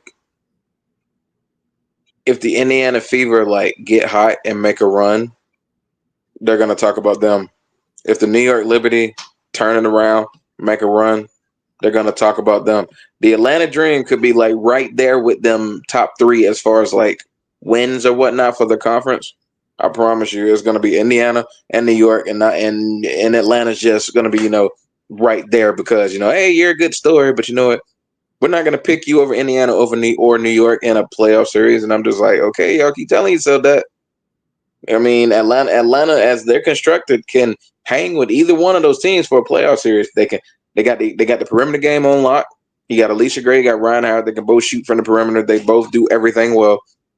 And then you got the kind of front court that can go against any team in any given moment. So I think with the Mercury, it was more along the lines of people are more shocked. People are really shocked with them as far as like how good they've been this year. People are just more shocked with them than anything, and I think they're just they're like a real like they're more of the feel good story of the two because like nobody was like the Phoenix Mercury like they ain't really expect nothing from them. So I agree. I think it's the Dream because I think they had that the potential was there for them to do something, and I feel like they would still kind of get left out if it's like those top three. I still feel like they would be like on the bottom of the totem pole when it comes to that. And I feel, and like I said, I've been on the Atlanta train all year. I feel like they can get to the WNBA finals. So I definitely feel like for the way they're playing, I definitely feel like they should be like talked about a lot more for how they've been playing and the fact that they've beaten both of those teams. So I definitely feel like the Atlanta Dream should definitely get way more respect as far as like contending for a WNBA title. Can I ask you a question, BRF? Go for it. Do you for Atlanta? I have to ask this question real quick because I'm looking at the standings right now. I'm looking at the standings of the W right now, and I have to ask this question. Do you think that we could beat the Minnesota Lynx in the 7-game series? You might think I'm crazy for saying this. Yes. Okay. I think what it comes down to is I think as good as NAPHEESA Collier is, having a two-headed monster like we have in the front court, I think could really neutralize that. And there are very few backcourts like Alicia Gray and Ryan Howard. So I definitely do think over a drawn-out playoff series, I think Atlanta can beat anybody. So, yeah, I think if the finals were Minnesota and Atlanta, I think Atlanta could get them in a 7-game series. And you think that Alyssa Gray could go head to head with Courtney Williams and kind of outplay that backcourt that they have down there? The way Alicia Gray right now is playing, I think she can hang on anybody. I really think she can hang on anybody. All right. I want to wrap up the WNBA talk with one last question. I'm going to go off script here. I want one, and now that we're at the All-Star break, or almost at the All-Star break, I want one hot take for the second half of the WNBA season from each of you. I got one. Angel Reese wins Most Improved Player of the Year. I was going to bring that up as I thought that would be the award she could win, not MVP. When PSP brought up MVP, I thought she could win Most Improved Player. I think Angel Reese definitely wins Most Improved Player of the Year, and she has the potential if she keeps this up. Second team All NBA. I don't think she can beat Asia or NAPHEESA Collier for first team. Okay, BRF. The Golden State Valkyries sneak into the WNBA playoffs. That really a hot take? I mean, they're an expansion team. Is it really expected? They're 9-7 though. They're an 9-7. expansion, but they're an expansion team. Is it really expected? I No, mean, nobody was calling that at the beginning of the season, and for them to just come out of nowhere and like really putting in work like this, I think the Golden State Valkyries as an expansion team absolutely make the playoffs. I mean, that's how. I mean, if you want to go for a hotter take, Yeah, give me something hotter than that. Indiana loses in the first round. Nah, I don't see that. I can see the New York Liberty though. I think if Indiana's healthy, I don't see. It would depend. It would depend on the matchup though, because I mean, like, because the way the WNBA does their playoffs is like way different than like the other leagues. Because I think what it is what they take. They take the top, however many from each side, and then just say, "Here, go for it." So I mean, it's like yeah. I guess it would really depend on the matchup for Indiana, because as good as Indiana, yeah, I don't think there's I'll say this though. I don't think there's a matchup. I don't think there's a matchup that could take them out of the first round. But there could potentially be some semifinal matchups that could. Well, how many rounds is the WNBA playoffs? Now that I think about it, I think they went best of 7 all the way through now, didn't they? I think this is the first year. I think this is the first year they're doing that. Yeah. Champ. Can't hear you.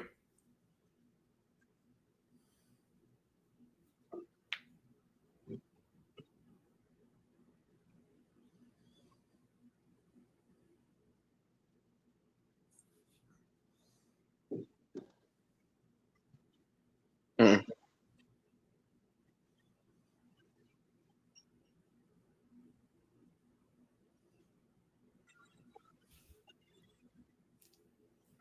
Mm. Okay, we'll continue that champ for a little bit. So keep going. I'm trying to think like a real hot take.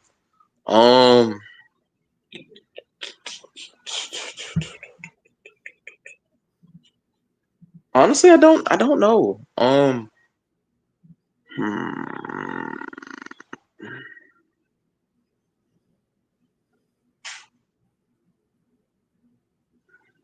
Yeah, I mean, I mean, because mine would really be like player for later. I have to really kind of look at the standings again. I definitely think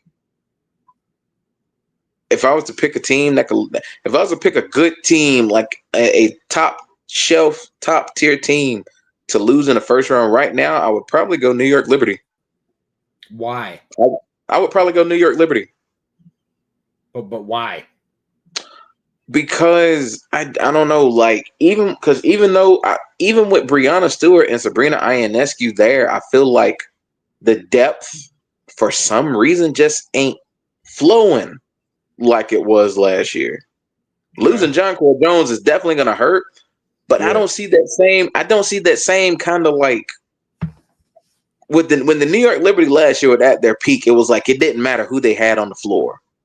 And this year just ain't. It don't feel like that same continuity. So it's like I feel like I think like the right first round matchup would like send them home. Would really send them home. It would be like and it would also like depend on what seed they would be. But like, because like I think the way they do it, they don't play by conference. I think it's just like the team like the best 8 records. They just see they reseed and they go. But like. The Golden State Valkyries could take out the New York Liberty in the first round with their style of play. The Golden State Valkyries could take them out in the first round. I'll take that with their style of play. Yeah, if the New York Liberty drew the Golden State Valkyries in the first round of the playoffs, Golden State could beat them. I think they would beat them like right now. Okay. All right. We're going to switch gears away from basketball now. And we're going to go to the NFL. Who is the QB with the most approved going into this current NFL season? Most to prove.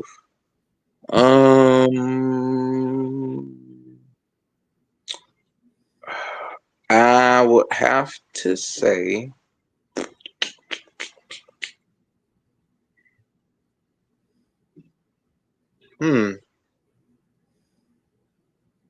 Anthony Richardson. You're going obscure. Okay. I think it's Anthony Richardson.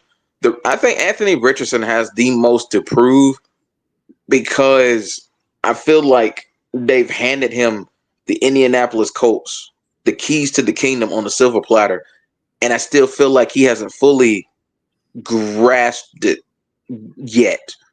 So I feel like this, and it's not like Indianapolis is like, it's not like they're lacking in offensive talent. They have pretty good weapons in Indianapolis. So I think he has to prove that he can stay healthy, that he truly wants this, that he wants to improve as a passer and not just be a good deep ball thrower, but improve his short and intermediate routes. I think that's where it's really going to come in. And the fact that Indianapolis was like, the talent they have on that roster, they should be at least competing for a wild card spot, at least a wild card spot. Yeah, I'm gonna go Anthony Richardson because he's got to stay healthy and he's got to prove that he's more than just a deep ball thrower. So I'm gonna go Anthony Richardson.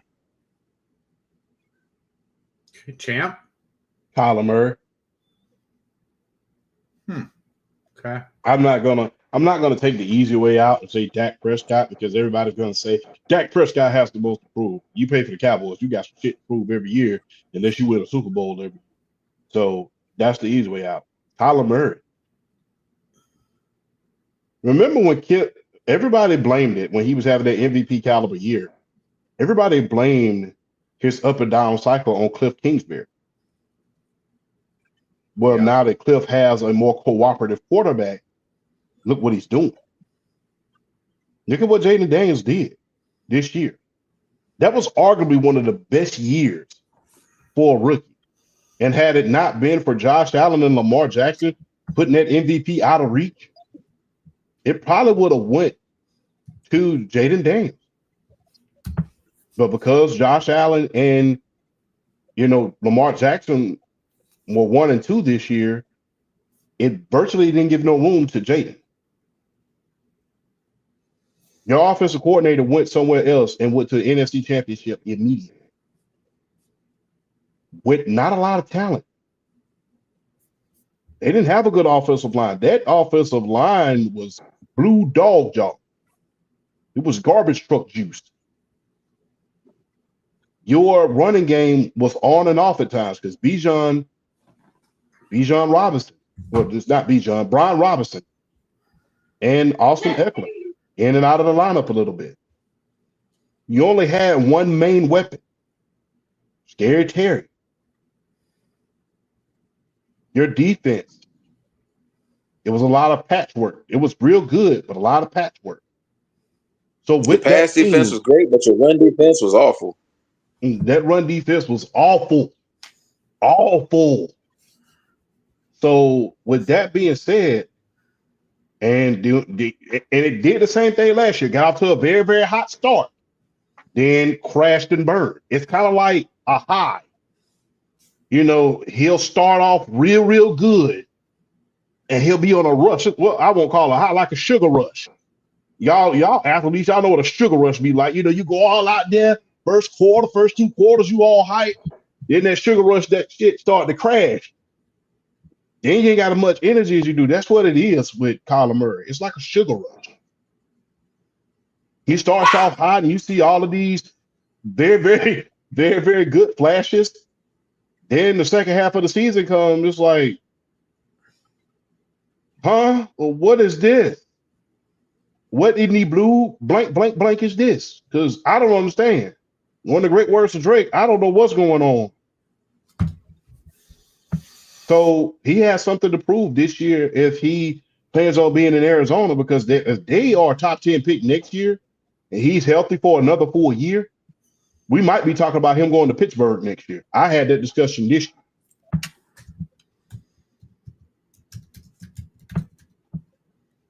Okay. I'm going to chime in on this one. I'm going to go with two quarterbacks out of the NFC North. Justin, oh my God, I can't. Love and Caleb Williams.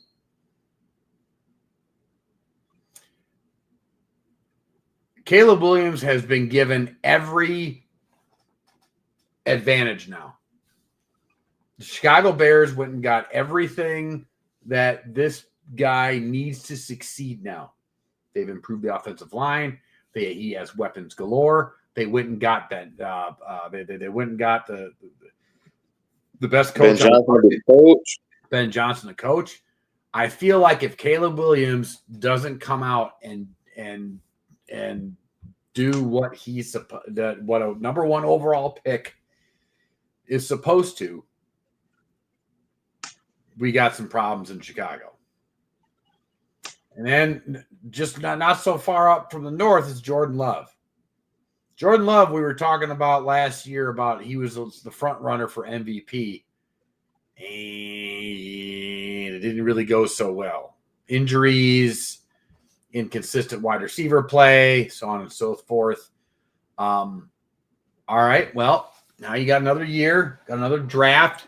Packers finally went and got a number one wide receiver. This is it. This is it. This is as much as people talk about the Lakers and the Cowboys and teams that expect championships, Green Bay is one of those places. Just because it's a tiny town up here in Wisconsin doesn't mean like you are expected to win titles here. It's the northern version of San Francisco. Yeah. So, I think those are my two. I have a couple other ones. I mean, you could go with a lot of them, but I think those are my two. I think those are my big two this year: is Jordan Love and Caleb Williams. I do like the I did like the Caleb Williams call. I definitely think that was a good pick because they basically just they laid out the platform. I mean, you get Ben Johnson, you improve that offensive line, you bring in Drew Dalman, who was the best free agent center. You go get Joe Tooney, just out of nowhere, you get him. You have DJ, you got DJ Moore, you have a Roma Dunce, you draft Luther Burden to go with that. I mean, you still have Cole Kmet, you draft the tight end out of Michigan, and you have DeAndre Swift in the backfield, Yep. What are we doing? This offense should be you got, and especially with Ben Johnson at the helm too as a head coach. Caleb Williams needs to have at least first month of the season anywhere between 850 to 1,000 yards passing first month of the season. If they are not a middle of the pack, at least better or a little bit better than middle of the pack offense by the end of the year, it is a failure as a franchise. Failure. Gotta agree. Failure. You better be top at least 13. At least top 12. You got to be at least top 12 offense. Yeah, top 12, top 13 offense in the league. And when you think about the teams that he's faced in the first half of the season, it's not a doozy. You got to face Minnesota the first game, then the Lions the second game, Cowboys the third game, Raiders the fourth game, Commanders the fifth game, Saints the sixth game, the Ravens the seventh game, the Bengals the eighth game, the Giants the ninth game. Then you they don't have that schedule. So all the work that you have put in, I hope you put in the work. There's you only name like 2 or 3 good defenses out the first 9. Yep. Yeah. But those teams got offenses that can go toe to toe with it. But you gotta come out here and perform because you was number 1 overall pick. Everybody was ripping and raving about you, and not to mention, man, you got to think about this. There was a lot of controversy, right or wrong, I will say, with him coming into the league. People was asking questions about him and his heart and stuff like that. which I think that was unfair. But when you're the first overall pick, people are going to nitpick the hell out of you. So, yeah, people are going to nitpick the hell out of you, especially when you're in a grown man sport like football. You know, when you're in a grown man sport like football, people are going to criticize you when you do something. And yeah, which I didn't have a problem with it, you know, with the fashion and stuff like that, because you're not hurting anybody. But when you're in a man's game, football, I'm just going to say it. Football is the personification of machismo nowadays. It's that and hockey. It's the personification. It's the last place where machismo and macho exudes. I'm not trying. It's the gladiator. It's the when I say this, I don't mean it as a political stance. It's a conservative sport. It's a militaristic type, you know, you're right. It's a yeah. Look, it's the personification of machismo. Everybody loves, you know, look, Brady got criticized for being a pretty boy. Joe Namath got criticized for being a pretty boy and doing some weird, you know, doing weird things. Like them damn pantyhose. Yeah, I mean, like, the first time, like, everybody was all mad about it. Like, everybody loved Joe Namath and Tom. Like, no, they got their they didn't. No, they didn't. Like, they did not love Joe Namath. They knocked the hell out of Joe Namath. Yeah. So until he won, and then he won, and nobody cared anymore. Yeah. So yeah, they knocked the hell out of Joe Namath, especially when you got a $400,000 contract back then. Yeah. You know, that was the most anybody was making. You know, $400,000 back in 19, and then they gave him a car on top of that. Yep. So yeah, they wouldn't. People love to paint narratives of these gentlemen that come into the league. They act like these guys come in and they're automatically beloved. Hell no, they wasn't. No, I'm not gonna lie.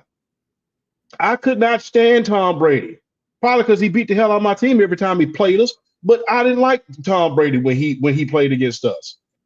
I did not like him. Like, stop. Like, get his ass off the field. Do so. I didn't like Drew Brees. Get him off the field, dude. It was. I'm going to take a little 5 minutes to just talk about how as a big Tom Brady fan, like one of the biggest,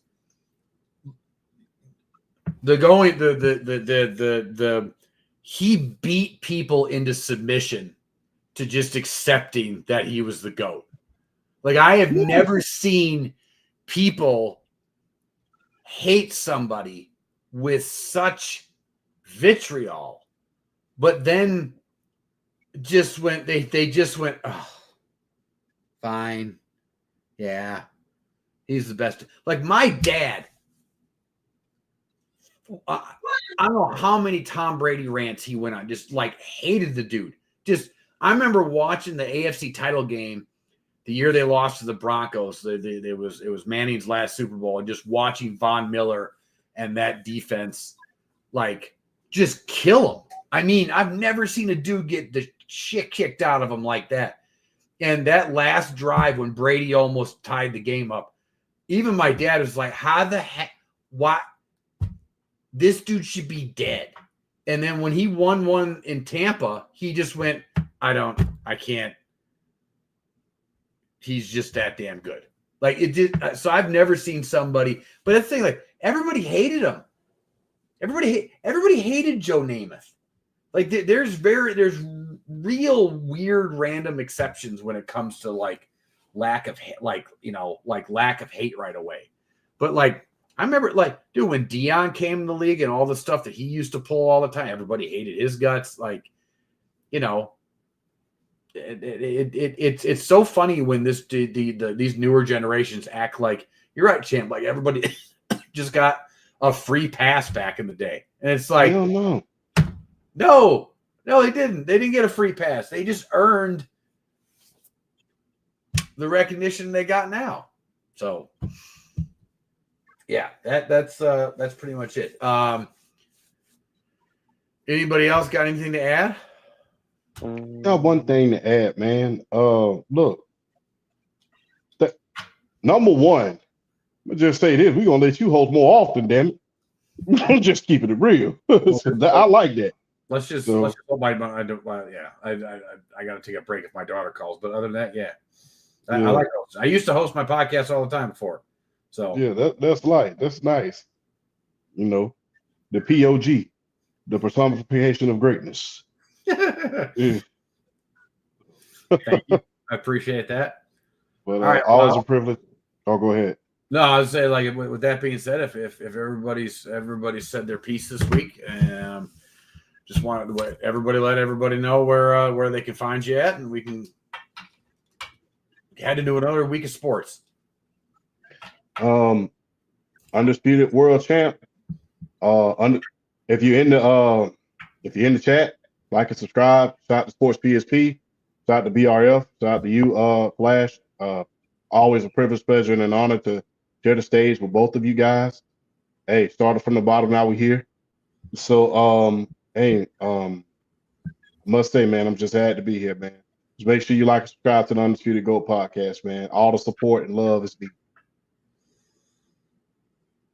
BRF? Yeah, man, just echoing the sentiments, man. Always a pleasure to share the spotlight with you two. Always a pleasure to, just to even be considered 1/3 of what we got going on here at the Undisputed GOAT Sports Podcast. I mean, it's definitely an honor that I appreciate and I don't take for granted, and we're gonna keep this ball rolling. But as always, BRF Sports is the TikTok handle. Please like, subscribe, follow. I know I made a video not too long ago. I'm trying to get some more going, so I'm trying to get the content pushing out as well. And yeah, my link tree's in the bio. You follow my Facebook, you follow my IG, you follow my X/Twitter page, and also have a Discord as well. If y'all want to get in there and chop it up with me there as well. Always a pleasure to share the stage with y'all. And Flash, you did an awesome job hosting tonight, man. Shout out to you, and just shout out that we were able to keep this thing flowing, even though we, kind of a added a change in the itinerary as far as who it was, but it don't matter because at the end of the day, it's us and we do our thing. So, and